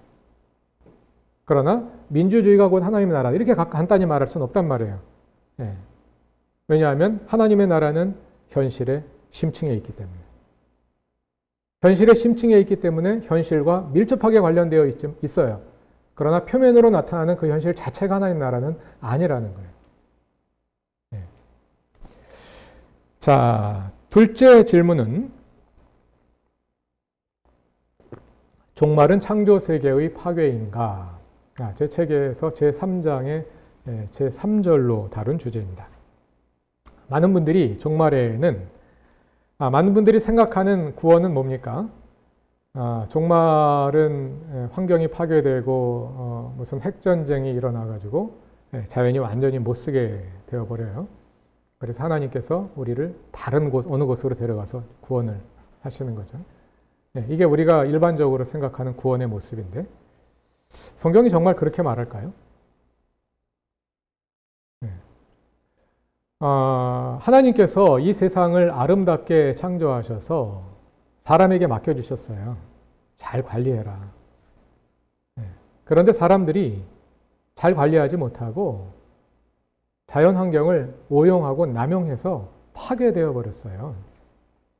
그래서 코로나 같은 일들이 이제 일어나는 거잖아요. 종말에 예수님이 오셨어요. 와보니까 하나님께서 아름답게 만들어서 잘 관리하라고 만들어주신 자연 환경을 사람들이 파괴해서 자연 환경이 많이 못 쓰게 되어 버렸단 말이에요. 그럼 예수님이 오셔서 어떻게 할까요? 그 파괴된 환경을 더 파괴해서 아예 못 쓰게 해버리고 사람들만 데리고 어디 딴 데 가서 사람들을 구원하신다. 이게 우리가 지금까지 생각해온 성경이 말하는 구원의 모습인데 그건 너무한 거 아니에요? 사람들이 너무한 거 아닙니까? 너무 이기적인 생각 아닙니까? 하나님께서 아름답게 창조 세계를 만들어 주셨어요. 사람이 관리하지 못해서 창조 세계가 원래 샬롬의 모습을 잃어버렸어요. 하나님께서 다시 오셔서 우리 인류를 구원하신다면 그 창조 세계를 회복하신다고 말해야지 그게 성경적인 거 아닐까요? 하나님이 본래 창조하셨던 그 창조를 온전한 샬롬의 상태로 회복하시는 것이 구원입니다. 그럼 좀 이상하죠. 왜냐하면 요한계시록 읽어보면 아니잖아요. 요한계시록 읽어보면 계속해서 막 3분의 1이 4분의 1이 파괴되고 3분의 1이 파괴되고 다 파괴해서 없어져 버리고 계속되는 자연 파괴의 장면들이 나오는데 그 자연 파괴하고 구원하신다는 거 아니냐 이렇게 우리가 생각할 수밖에 없게 되는 거죠. 요한계시록을 문자적으로 잘못 해석하기 때문에 나타나는 현상입니다. 계시록을 세밀하게 잘 읽어보면요 문자적으로 읽어도 그렇지 않아요. 물론 종말 현상 이야기는 문자적으로 읽으면 안 됩니다만 그렇지 않다는 거예요. 꽤 뚜렷하게 억지로 그렇게 해석하는 것이 아니라 자 같이 한번 읽어봅시다. 종말은 창조 세계의 파괴가 아니라 오히려 창조 세계의 구원입니다. 그것이 요한계시록이 말하는 종말이에요. 자, 앞에서 요한계시록 안에 여러 개의 작은 스토리 라인들이 있다고 말씀을 드렸는데요. 그 가운데 하나가 자연재앙의 스토리 라인입니다. 처음 네 나팔, 8장에 나옵니다. 처음 네 나팔과 16장에 나오는 처음 네 대접을 비교해 보면 둘 다 땅, 바다, 강, 천체 같은 대상들을 향해서 재앙이 내립니다. 그래서 어떤 분들은 이것은 같은 사건의 반복이다 이렇게 이해하는 것인데요. 그게 아니라 같은 패턴에 따라 서술함으로써 두 사건을 연결해서 보라고 독자들을 이끌어주는 거예요. 두 사건을 연결해서 보면 어떻게 우리가 사건들을 읽게 되는지. 자, 첫 네 나팔, 그 다음에 첫 네 대접이 이어진단 말이에요. 첫 네 대접 가운데 셋째 대접, 그러니까 전체 시리즈로 보면 일곱째에 해당하는 본문이 계시록 16장 4절부터 6절까지입니다. 제가 읽어보겠습니다. 셋째 천사가 그 대접을 강과 물 근원에 쏟으며 셋째 대접이 쏟아졌어요. 피가 되더라. 강이 심판을 받았구나. 이렇게 생각할 수 있죠. 자, 계속 읽으면 얘기가 좀 달라요. 내가 들으니 물을 차지한 천사가 이르되 전에도 계셨고 지금도 계신 거룩하신 이여 이렇게 심판하시니 의로우시도다. 누구를 심판했을까요? 6절. 그들이 성도들과 선지자들의 피를 흘렸으므로 그들에게 피를 마시게 하신 것이 합당하니이다. 누가 성도들과 선지자들의 피를 흘렸을까요? 강이? 샘이? 아니죠. 사람들이 흘린 거잖아요. 사탄에 속한 사람들, 그들이 성도들과 선지자들의 피를 흘렸으므로 그들을 심판하는 거예요. 어떻게 심판하시냐면 그들에게 피를 마시게 하신 것이 합당하니이다. 강과 샘물이 핏물이 돼버리니까 그 사람들이 핏물을 마시게 되잖아요. 하나님이 강을 심판하시는 것이 아니라 강과 샘을 심판의 도구로 사용하시는 거예요. 그 다음은 넷째 대접입니다. 계시록 16장 8절과 9절인데요. 넷째 천사가 그 대접을 해에 쏟음에, 그럼 해가 심판을 받았을까요? 9절 읽어보죠. 바로 다음 읽어보죠. 해가 권세를 받아 불로 사람들을 태우니. 넷째 대접을 해에 쏟았는데 그거는 해를 심판한 것이 아니라 해에게 심판하는 권세를 준 겁니다. 그래서 해가 권세를 받아서 불로 사람들을 태운단 말이에요. 여기 나온 사람들은 땅에 거하는 사람들, 성도들 가리키는 게 아닙니다. 땅에 거하는 사람들을 태우니 사람들이 크게 태움에 태워진지라. 셋째 대접과 넷째 대접 이야기를 읽으니까 자연재앙, 겉으로 보이는 자연재앙이 뭘 의미하는지 분명히 알겠죠. 자연이 심판을 받는 게 아니에요. 자, 그렇게 읽고 나니까 남은 이야기들도 다르게 보이기 시작을 합니다. 16장 2절을 보면 첫째 대접을 땅에 쏟거든요. 땅에 대접을 쏟으니까 땅이 심판을 받았구나 하고 생각하기 쉬운데 그 결과 누가? 사람들에게 악하고 독한 종기가 생기는 거죠. 사람들이 심판을 받는 거예요. 그 다음에 둘째 대접. 이것은 좀 모호합니다. 둘째 대접을 바다에 쏟습니다. 그랬더니 바다가 죽은 피같이 되고 바다 생물이 죽어버립니다.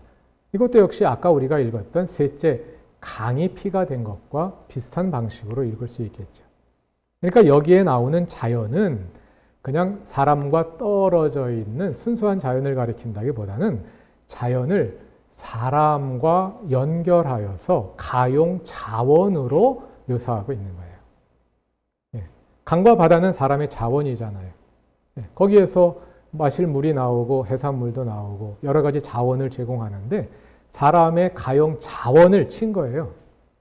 그것이 계시록에 담겨 있는 자연재앙의 내용이란 말이에요.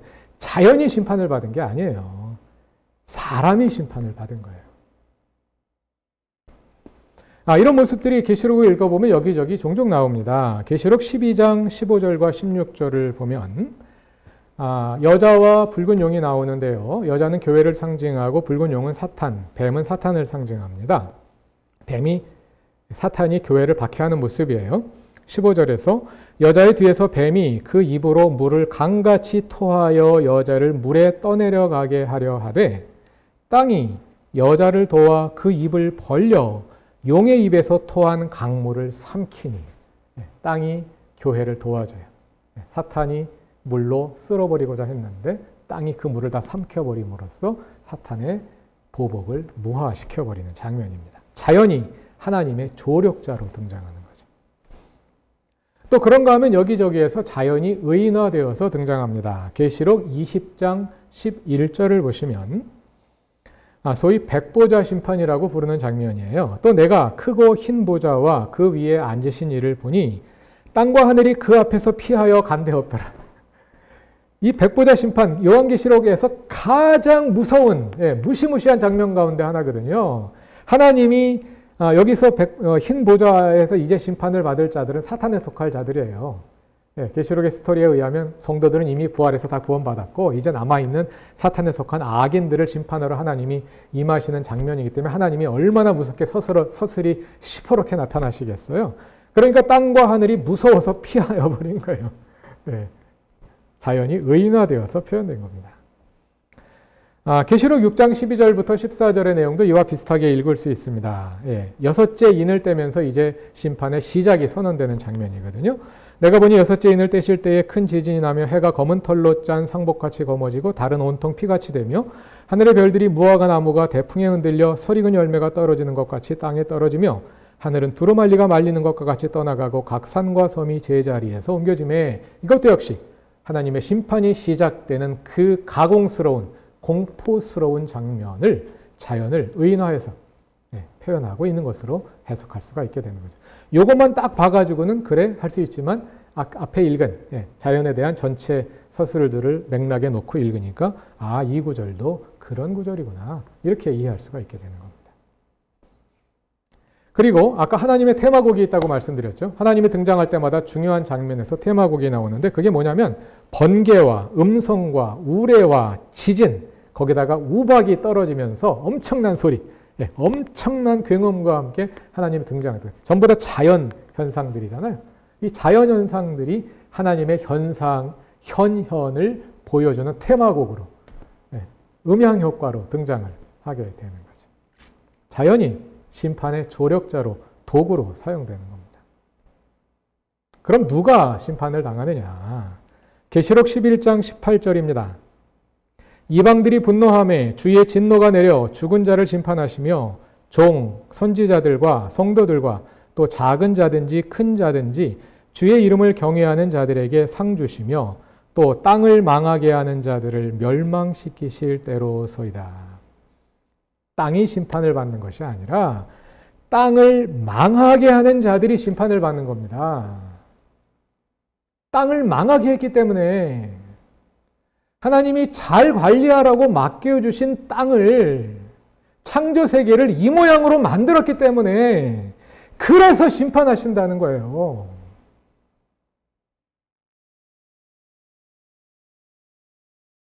종말 심판은 자연에 대한 재앙이 아닙니다. 새 하늘과 새 땅은 회복된 창조세계다. 오히려 이렇게 말할 수 있습니다. 요한계시록에 나오는 새 예루살렘을 에덴 동산과 비교해 보면 비슷한 점이 많습니다. 한가운데 뭐가 있나요? 생명나무가 있죠. 에덴 동산에도 생명나무가 있고 새 예루살렘에도 생명나무가 있습니다. 그리고 새 예루살렘을 보면 그 새 예루살렘 한가운데를 생명수의 강이 흘러 지나가죠. 그 옆에 생명나무들이 쫙 있고 이제 생명의 나무 열매들이 열리는데, 에덴 동산을 보면 에덴에서 강이 하나 발원하여 에덴 동산을 지나서 4개로 갈라져서 흐르지 않습니까? 또 양자의 특징은 뭐냐면 내재와 초월이 하나 된 공간이라는 것이에요. 사람이 하나님을 직접 대면하여 만나잖아요. 사람이 하나님의 감각의 테두리 안에 들어옵니다. 그건 뭐예요? 사람이 이미 내재를 벗어나서 초월 세계에 하나님과 함께 산다는 거예요. 새 예루살렘은 직접 관계된 건 아니지만 하나만 더 설명드리자면, 새 예루살렘의 모형은 정육면체입니다. 정육면체. 신기하죠? 어떻게 정육면체로 된 성에서 살까요? 정육면체는 구약 성경을 읽어보면 솔로몬 성전의 지성소의 모양입니다.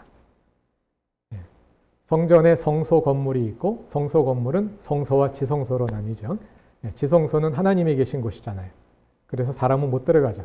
대제사장만 1년에 단 한 번 들어갈 수 있고, 들어가서 잘못하면 죽어서 나오는 그곳이 바로 지성소잖아요.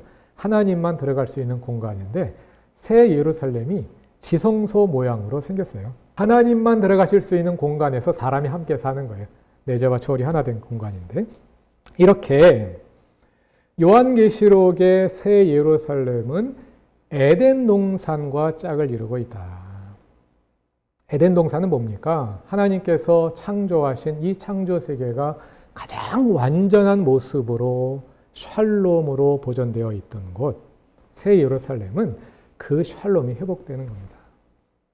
새하늘과 새 땅은 이 창조 세계를 파괴해버리고 새로 만드는 것이 아니라 사탄의 세력에 의해서 하나님과의 관계를 상실했다고 할까요? 장애물이 되었다고 할까요? 샬롬이 파괴되어 있는 이 창조 세계를 태초에 온전한 샬롬으로 회복하는 것이 구원이다.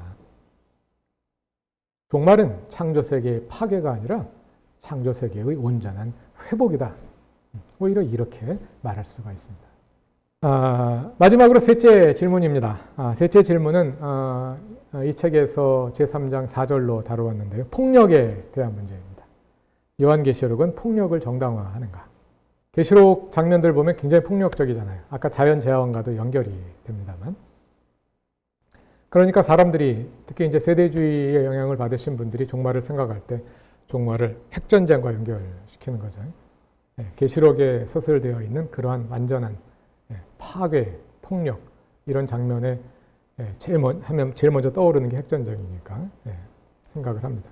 과연 요한계시록은 폭력을 정당화하느냐?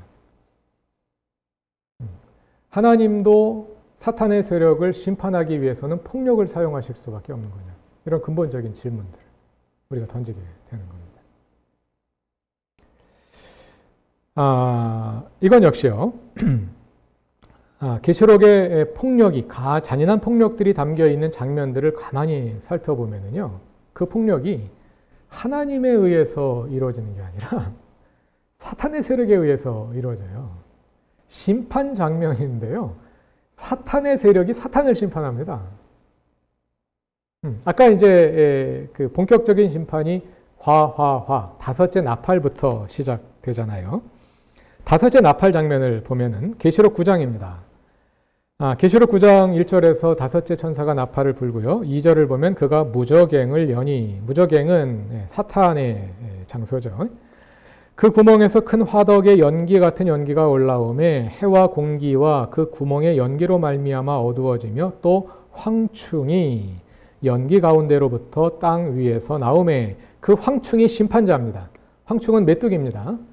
그런데 요한계시록 9장의 서술을 잘 읽어보면 그냥 보통 조그만 그런 메뚜기는 아니에요. 메뚜기라고 이름은 붙여졌지만 살벌한 메뚜기들이 나옵니다. 그 메뚜기들이 심판자예요. 그런데 11절을 보니까요. 그 메뚜기가 어디서 올라왔습니까? 무저갱에서 올라왔다. 무저갱은 악의 장소인데 벌써 근원이 악이고요. 11절을 보면 그들에게 왕이 있으니 무저갱의 사자라. 히브리어는 그 이름이 아바돈이요. 파멸, 멸망 이런 뜻입니다. 헬라어로는 그 이름이 아폴루온이더라. 사탄의 세력이에요. 다섯째 천사가 나팔을 불 때 사탄에 속한 자들에게 심판이 임하는데 그 심판을 수행하는 자들이 누구냐면 역시 사탄에 속한 자들이에요. 자중지난으로 망하는 거예요. 여섯째 대접 재앙에는 대접 쏟는 장면만 나오고 심판은 나오지 않죠. 그러니까 여섯째 대접 지나가고 일곱째 대접으로 가면 계시록 17장 16절을 보시면은요. 내가 본 바 이 열불과 짐승은 음녀를 미워하여 망하게 하고 계시록 17장을 보면 음녀가 짐승을 타고 나타나거든요. 음녀는 바벨론입니다. 짐승을 타고 나타나요. 짐승에겐 열뿔이 있어요. 그러니까 같은 편이라고 생각하기가 쉬운데 앞에서는 그런 것 같았어요. 요한계시록 13장을 보면 황제 숭배를 짐승에 대한 경배로 서술합니다. 그래서 요한계시록 13장을 보면 짐승이 곧 황제인 것처럼 짐승이 곧 로마 제국인 것처럼 볼 수 있어요. 그런데 17장으로 가면 짐승과 바벨론, 짐승과 음녀가 서로 다른 존재라는 것이 여기서부터 보여주기 시작을 하는 거예요. 계시록이 진실을 보여주는 방식인 거죠. 13장에서는 비슷하게 보여요. 왜냐하면 우리 경험이 그렇거든요. 여러분들 경험하다가 여러분들에게 갑질하는 사람, 여러분들에게 폭력을 쓰는 사람, 여러분들을 모욕하는 사람, 그 사람이 사탄처럼 보이잖아요. 계시록 13장을 보니까 황제가 곧 짐승인 것처럼 보인단 말이에요. 그런데 17장으로 가면서 그렇지 않다. 세밀하게 봐야 돼 하면서 나누어주는 거예요. 그래서 결국은 열불과 짐승이 음녀를 미워하여 망하게 하고 벌거벗게 하고 그의 살을 먹고 불로 아주 사르리라. 짐승이 바벨론을 처단하라는 거예요. 이것이 17장에 나오는 일곱째 대접 바벨론의 멸망 장면입니다. 이것도 역시 폭력이 사탄의 세력이 폭력을 쓰는 거죠. 자, 이런 것들을 통해서 아마도 요한계시록의 저자는 칼로 일어난 자 칼로 망한다 하는 이런 경고를 우리에게 떠오르게 하는 것 같아요. 수많은 제국들이 칼로 일어났잖아요. 수많은 권력자들이 칼로 일어나서 마치 자신들이 하나님인 것처럼 영광을 누리면서 경배를 받으면서 지나갔지만 결국 그 모든 제국들이 다른 칼로 인해서 망했죠. 아마도 요한계시록의 저자는 이러한 역사의 과정 속에서 하나님의 심판이 이루어지고 있는 것을 보고 있는 것이 아닐까 그런 생각을 해봅니다. 그러면 사탄의 세력만 폭력을 쓰느냐? 그렇진 않아요. 예수님도 심판자로 등장하기 때문에 특히 19장에 나오는 그 재림 이후의 장면을 보면 그렇습니다. 그런데 이 장면도 우리가 세밀하게 볼 필요가 있어요. 예수님이 가차없이 폭력적으로 심판하시는 것 같은데 이 장면도 가만히 읽어보면 꼭 그렇진 않아요. 계시록 19장 14절을 보면 예수님의 뒤를 따르는 예수님의 군대가 나옵니다. 그런데 하늘에 있는 군대들이 희고 깨끗한 세마포 옷을 입고 백마를 타고 그들을 따르더라. 군대인데요. 군인들이 희고 깨끗한 세마포 옷을 입고 있어요. 네, 세마포가 뭡니까? 삼배로 만든 옷이라서 잘 구겨집니다. 세마포 옷은 전투복으로 쓸 수 없는 옷이, 이건 작업복으로 쓸 옷이 아니라 예식을 할 때 아니면 죽은 시체에게 입히는 옷이란 말이에요. 그러니까 여기에 나오는 이 복장은 전투 복장이 아니라 굳이 군인의 복장으로 따지자면 예복이에요, 예복. 네, 군인들이 예복을 입고 개선행진을 한다 그럴까? 아니면 개선행진을 준비한다 그럴까? 그런 모습에 지금 싸우려고 나온 사람들이 아니에요. 이 장면에서 싸우시는 분은 단 한 분 예수님밖에 없어요. 예수님 혼자 싸웁니다. 네. 그 뒤를 따르는 군대는 안 싸워요. 예수님만 싸우는데 예수님의 모습이 어떻게 서술되느냐면 그의 입에서 예리한 검이 나오니 네. 복음서에서는 원수를 사랑하라 이렇게 말씀하신 예수님이 계시록에서는 입에 칼을 물고 나오셔요. 너무 대조되는 충격적인 모습이죠. 네, 그런데 다시 읽어보면 칼을 손에 들고 나오시는 것이 아니라 입에서 검이 나온다. 이건 뭘 상징하는 겁니까? 입에서 나오는 검은 말씀의 검이잖아요. 말씀으로 싸워 이기신다는 거예요. 그것으로 만국을 치겠고 친히 그들을 철장으로 다스리며 철장, 철막대기인데요.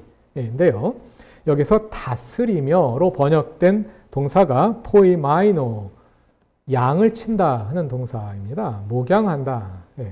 포이마이노.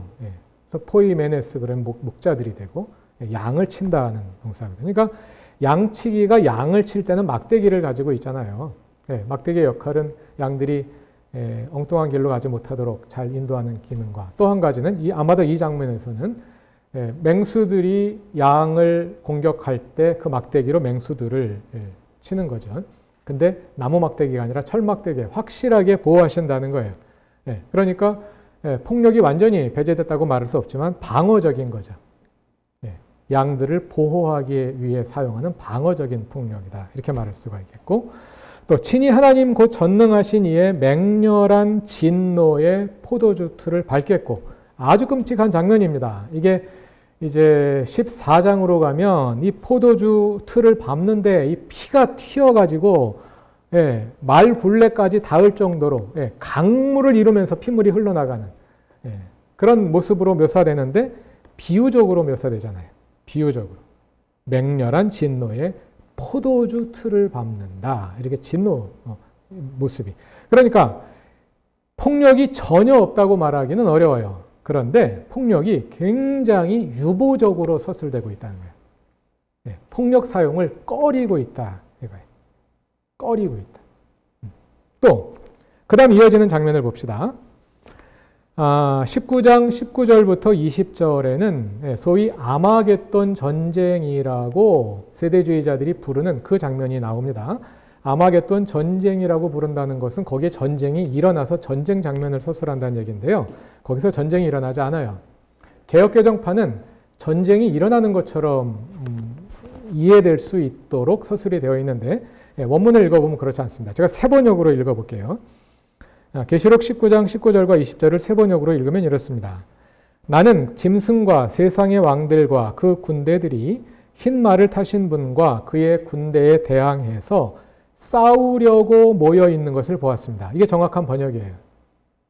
모여서 싸움을 벌이다가 이게 아니라 싸우려고 모인 거예요. 사탄의 세력이 예수님의 군대와 싸우려고 모였어요. 싸웠을까요? 20절 바로 그러나 그 짐승은 붙잡혔고 싸움은 웬걸 상대가 돼야 싸우죠. 또 그 앞에서 기이한 일들을 행하던 그 거짓 예언자도 그와 함께 붙잡혔습니다. 싸움 장면 없어요.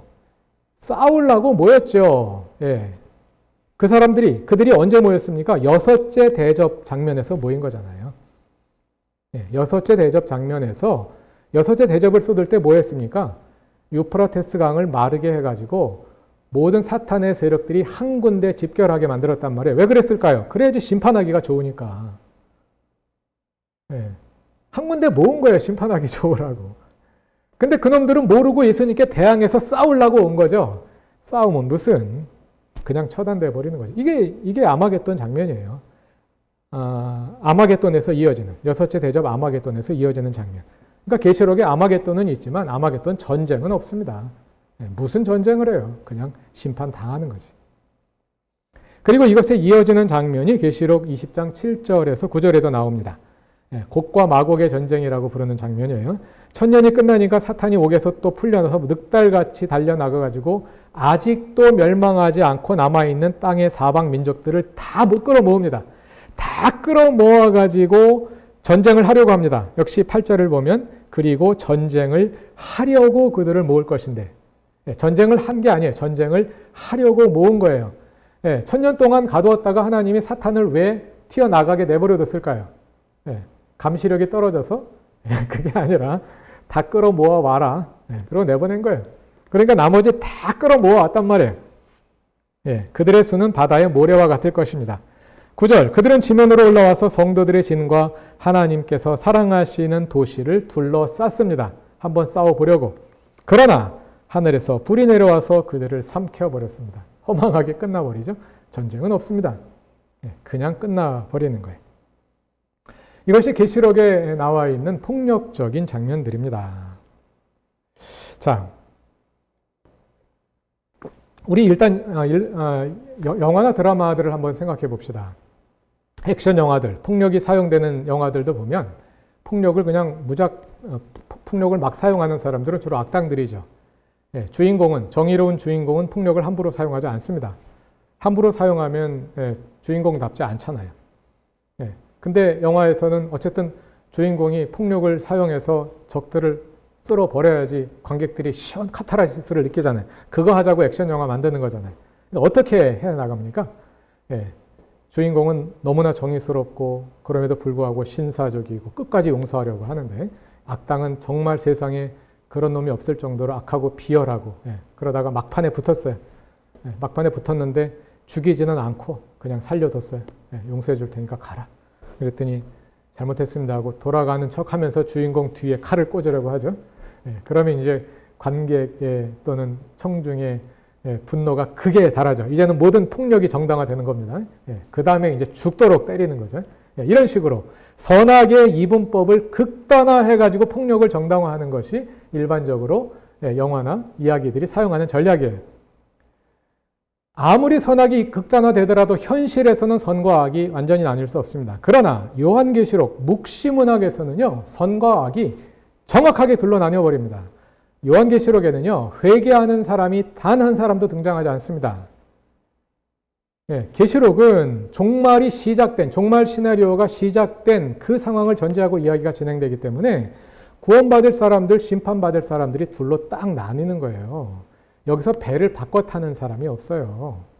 단 한 곳에 계시록 11장 13절에 보면 회개를 암시하는 듯한 장면이 나옵니다. 계시록 11장 13절은 삽입부이거든요. 삽입부는 종말 심판이 시작되기 전에 성도들의 현실을 보여주는 장면이에요. 종말 시작되기 전에는 회개할 수 있어요. 그러나 일단 종말 심판이 시작되고 나면 일곱째 인 떼고 심판이 시작되고 나면 그 다음에는 아무도 사탄의 세력에서 하나님 편으로 넘어오거나 하나님 편에서 사탄의 세력으로 넘어가나 이런 거 없어요. 그냥 둘로 정확히 나뉘는 거예요. 이게 묵시문학의 이분법입니다. 선과 악의 이분법이 극단적으로 나타나기 때문에 그래서 우리가 묵시문학을 현실에 해석할 때는 매우 조심스러워야 돼요. 현실은 그럴 수가 없거든요. 현실에는 완전히 악한 자도 없고 완전히 선한 자도 없잖아요. 그러므로 묵시문학, 요한계시록과 같은 책을 현실에 그대로 적용하면 안 된단 말이에요. 현실에서 전쟁을 벌이면서 이게 아마겟돈 전쟁이다. 이런 식으로 생각하면 굉장히 위험해지는 거죠. 자, 그렇게 극단적인 선악의 이분법이 명쾌하게 나누어진 것이 묵시문학이기 때문에 우리의 일반적인 사고로 하자면 폭력이 가장 정당화될 수 있는 그런 책이 요한계시록이란 말이에요. 사실 우리가 그동안 요한계시록을 읽어오면서 어떻게 하나님이 폭력을 쓸 수 있느냐 이런 질문 던지지 않은 분들이 더 많을 겁니다. 그러나 어떤 분들은 하나님도 폭력으로밖에 심판을 하실 수 없는 것이냐 하는 질문을 던졌을 거예요. 자, 이걸 어떻게 해석할 수 있느냐? 요한계시록 장면에도 폭력이 완전히 없지는 않아요. 그러나 폭력을 최소한도로 줄이려고 노력을 하고 있다 하는 점은 분명한 거죠.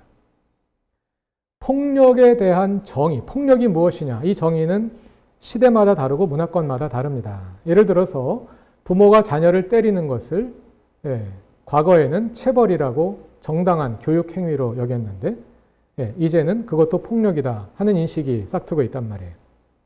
사람에 따라 그 인식이 다르죠. 나라에 따라 다르고 시대에 따라 다르단 말이죠. 그러니까 뭐가 폭력이다. 이걸 정의하기가 어려운 거예요.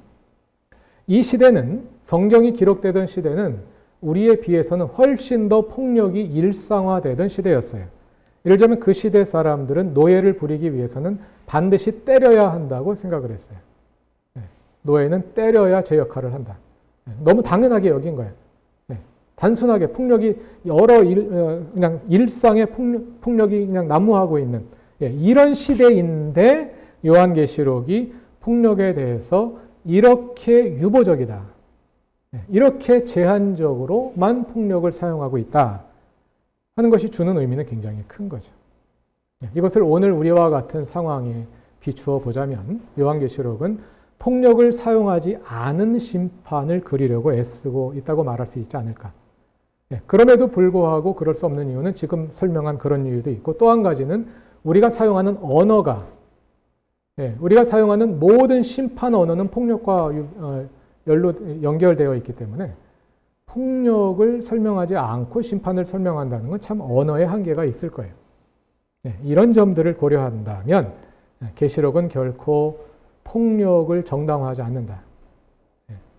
선한 의도일지라도 폭력을 정당화하지 않는다. 이런 결론을 우리가 조심스럽게 내려볼 수 있지 않을까 생각이 됩니다. 그럼 예수님은 어떻게 심판하시느냐? 요한계시록의 중요한 메시지 가운데 하나, 죽임당하신 어린 양이 이기셨도다. 죽임당함으로 이기는 거예요. 죽임당함으로 심판하는 거예요. 로마 제국은 죽임으로 세워지지만 예수님은 죽임당함으로 하나님의 나라를 세우십니다.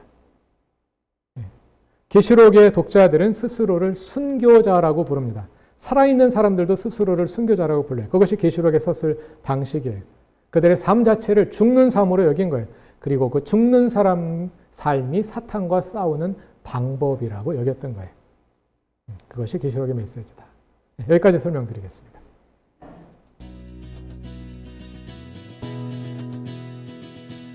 지금 잠시 자리 정돈을 하는 시간 갖고 한 1, 2분 정도밖에 안 걸립니다. 그래서 그 시간 잠깐 갖고 질의응답 시간 갖도록 하겠습니다. 네, 너무 유익한 강의 정말 다시 한번 감사드립니다. 네, 정말 예전에 제가 로마서와 하나님 나라 읽었을 때도 그렇고 이번 책도 그렇고 너무 쉽고 또 재미있게 설명이 잘 되어서 아마 독자 여러분들도 그렇게 잘 몰입될 수 있는 그런 책이 아닌가 싶고요. 이번 강의도 너무 재밌었습니다. 몇 가지 질문이 올라온 게 있어서 제가 그 중에서 다 물론 여쭤보고는 싶은데요. 네. 몇 가지만 추려서 한번 질문을 던져보도록 하겠습니다. 리 제임스라는 분께서 올리셨어요. 요한계시록 앞부분을 설명하시면서 속히 이루어질 일을 그 시대의 관점으로 읽어야 한다는 데 전적으로 동의합니다. 그런데 계시록 22장에 예수님께서 속히 오신다고 약속하시는 부분은 어떻게 이해해야 하는 것일까요?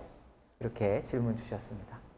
네, 아마 계시록에서 가장 어려운 질문 가운데 하나가 아닐까 싶네요.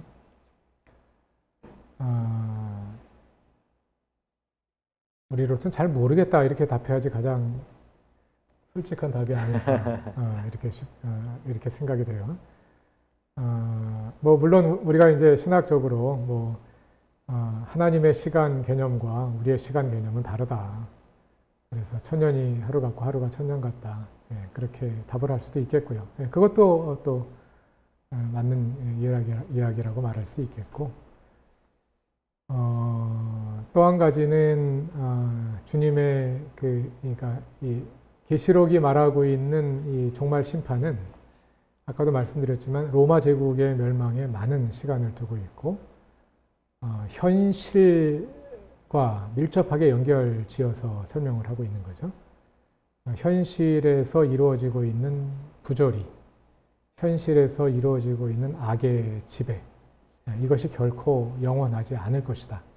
거기에 초점을 맞추어서 설명을 하기 때문에 우리는 그냥 종말 그러면은 미래만 생각하기 때문에 예수님의 재림 그것만 생각하기 때문에 왜 이 재림이 속히 이루어지지 않느냐 이렇게만 답할 수 있지만 질문을 현실에 존재하는 악의 문제 해결이라는 측면에서 보자면 여전히 부조리하고 여전히 사탄의 지배가 하나님의 나라와 함께 존재하지만 또 그럼에도 불구하고 우리가 역사 속에서 하나님이 개입하시는 장면들을 또 함께 볼 수 있는 건 아닌가. 그래서 그것을 보도록 하는 어떤 그런 메시지가 아닐까. 그런 답을 드릴 수 있을 것 같아요. 그러나 저도 잘 모르겠다. 완벽하게 답하지는 못하겠다. 이렇게 말씀드릴 수 있겠습니다. 네, 감사합니다. 다음 질문 또 드리도록 하겠습니다. 김상운님께서 주신 질문인데요. 종말은 창조 세계의 회복이다라는 말에 동의를 합니다만 창조 세계로의 회귀다라는 말과 어떻게 다르게 이해해야 하나요? 저는 회귀와 회복은 다르다고 생각하는데요. 창조 세계의 회복이라는 말의 의미를 좀 더 구체적으로 어떻게 설명할 수 있을까요? 네, 아주 좋은 질문입니다. 사실 저도 책을 쓰면서 설명하기 위해서 고민했던 부분이기도 하고요. 회복 그러면 이제 다시 찾는다, 돌아간다 이런 의미가 되기 때문에 이게 내재의 시간 개념에서 주로 사용되는 어미잖아요. 그럼 과거로 돌아가는 것이 회복인데 아까 말씀드린 것처럼 역사 이거 잠깐 놓겠습니다. 아이고. 이게 인류 역사가 지나가는 선이라면 돌아간다. 역사의 시작점에 에덴 동산이 있고 역사의 끝점에 새 예루살렘이 있잖아요. 이 새 예루살렘과 에덴 동산과 새 예루살렘은 시간이 극복된 지점입니다. 내재와 초월이 만난 지점이죠. 그 지점으로 돌아가는 거예요. 새 예루살렘은 곧 새 예루살렘은 곧 에덴 동산으로 돌아가는 거다. 이 돌아가는 것은 단순히 시간을 회귀해서 거꾸로 가는 게 아니에요. 왜냐하면 새 예루살렘으로 간다는 말과 에덴으로 간다는 말이 같은 말이거든요. 하나님께서 인류를 위해 창조하셨던 그 본래의 모습, 지금은 왜곡되어 있는 그 본래의 모습을 회복한다. 그런 의미에서의 회복이기 때문에 회귀와는 다른 말이다. 이렇게 일단 간단히 말씀드릴 수 있을 것 같습니다. 네, 다음 질문 또 드리도록 하겠습니다. 지금 푸드 우정이라는 분께서 질문을 던지셨는데요. 이건 아마 이제 하나님 나라 신학, 하나님 나라 관점으로 해석하는 부분과 관련돼서 질문을 좀 주신 것 같아요. 새하늘과 새 땅이 창조 세계의 회복이라고 말씀하신 것이 새로운 세계를 재창조하는 것이 아니라 현 우주 세계를 유지한 채 완전히 회복시키는 것이라고 말씀하신 것인지요? 이렇게 하면서 쭉 이야기하시면서 이제 만화 종말론 다른 출판사에서 나는 책을 보면 음부는 불신자들이 죽은 후에 부활할 때까지 영혼이 임시적으로 고통받는 장소, 지옥은 불신자가 부활하여 다시 영혼과 몸이 결합하여 영원히 고통받는 장소로 설명되고 있고, 또 낙원은 신자들이 죽은 후에 영혼이 부활할 때까지 임시적으로 복을 누리는 장소로 설명이 되어 있는데, 이제 또 이제 우리가 새 하늘과 새 땅 하면은 신자가 부활해서 다시 영혼과 몸이 결합하여 영원히 복을 받는 장소로 설명을 하고 있고요. 이게 아마도 제가 알기로 이제 기존에 우리가 배워왔던 그런 신학적인 관점에서 해석을 하는 걸로 알고 있는데, 이 부분에 대해서 이렇게 설명하는 것이 맞는지, 아니면 또 지금 오늘 설명하신 부분에서 이제 하나님 나라 관점에서 해석하는 것이 맞는지. 네. 두 가지 질문하셨는데 첫 번째 질문은 먼저 설명한 거랑 연결되어 있는 것 같아요. 그래서 둘째 질문을 중심으로 설명드리자면 음부와 지옥과 낙원 이런 것들을 세밀하게 나누어서 이제 설명하시는 분들이 있는데 성경을 그런 방식으로 해석을 하신 거죠. 성경으로 분명하게 뒷받침되는 그런 해석은 아닙니다. 성경에서 많은 경우에 음부와 뭐 지옥은 같은 개념으로 사용되고 또 여러 가지 용어들이 혼재되어 있어서 그렇게 명확하게 개념화하기는 어려운 장면이고요. 근데 이제 우리는 구원을 아까도 잠깐 말씀드렸습니다만 전통적으로는 구원을 죽은 후에 우리의 영혼이 이 땅으로부터 저 하늘로 장소 이동하는, 내재로부터 초월로 장소 이동하는 것을 구원으로 생각한단 말이에요. 그것은 지금 우리로서는 그렇게 생각할 수밖에 없어요. 지금은 내재와 초월이 구별되어 있으니까. 그렇죠? 우리는 내재 세계 속에 사니까 지금의 우리가 가지고 있는 도식으로 설명할 때는 내재로부터 초월로의 장소 이동이다. 이런 식의 설명밖에 할 수가 없어요. 그런데 새 예루살렘은 그렇지 않다는 거예요. 그날이 오면 내재와 초월이 하나가 되거든요. 내재가 초월이 하나가 되기 때문에 내재로부터 초월로의 이동, 이런 개념 자체가 불가능해지는 거예요. 그것이 계시록이 그리고 있는 새 예루살렘입니다. 그러니까 다른 패러다임을 가지고 우리가 구원에 관해 생각할 필요가 있다는 거죠. 그리고 그러면은 오늘날 우리가 아까 정확한 표현은 생각은 안 납니다만 우리가 지금 살아가고 있는 새하늘과 새 땅이라고 했는데 지금 살아가고 있는 이 자연세계 이 그대로 여기에서 하나님 나라가 이루어지는 거냐?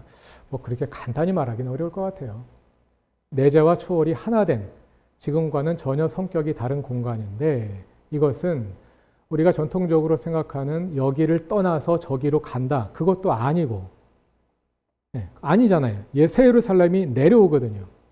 내려온다는 얘기는 여기로 내려온다는 이야기인데 여기로 내려오지만 내재 속으로 그냥 내려와서 갇혀버린다는 얘기가 아니라 내재와 초월이 하나 된 공간이 만들어진다는 거기 때문에 또 그냥 이 세상의 단순한 지속이라고 이렇게 말하기도 어려운 뭐 이 정도로 모호하지만 답할 수 있지 않을까 싶습니다. 네, 답변 감사드립니다. 지금 시간이 또 너무 많이 지나서 질문은 이 정도로만 받고 마무리를 해야 될 것 같습니다. 여러분 지금 시간이 좀 오버돼서요. 함께 지금 시청해 주신 여러분 굉장히 감사드립니다. 지금 아까 보니까 한 290명 정도가 아까 접속을 하셨더라고요. 가장 많이 했을 때가. 그래서 이번에 이렇게 반응이 좋아서 앞으로 우리 또 새물결 아카데미에서 온라인 강좌로 여러분과 함께 만나겠고요. 그리고 잠깐 안내 말씀드리면 우리 아카데미 팀에서 이번에 추첨을 통해서 책을 또 우리 오늘 명강의를 해주신 우리 안용성 교수님의 사인이 담긴 책을 3권 선물로 드리기로 했는데요. 네, 추첨을 해서 결과가 나왔습니다. 김도현님, 박지훈님, 정진성님. 네, 다시 개인적으로 안내 문자를 드릴 테니까요. 받으실 주소와 연락처 보내주시면 감사하겠습니다. 네, 오늘 긴 시간 2시간 동안 너무나 수고 많이 해주신 우리 교수님께 다시 한번 감사를 드리고요. 네, 마지막으로 인사 한 번만 부탁드리겠습니다. 네, 여러분들 바쁘신 가운데 이렇게 성경 열심히 읽으시고 또 공부하기 힘쓰시는 모습 참 좋습니다. 계속해서 열심히 공부하시고 이렇게 열심히 공부하시는 것이 우리의 신앙을 더 깊게 하고 우리의 삶에 더 녹아들게 하는 그런 좋은 밑거름이 되시기를 바랍니다. 감사합니다. 네, 감사합니다. 오늘 이 시간 마치도록 하겠습니다. 시청해 주셔서 너무 감사드립니다.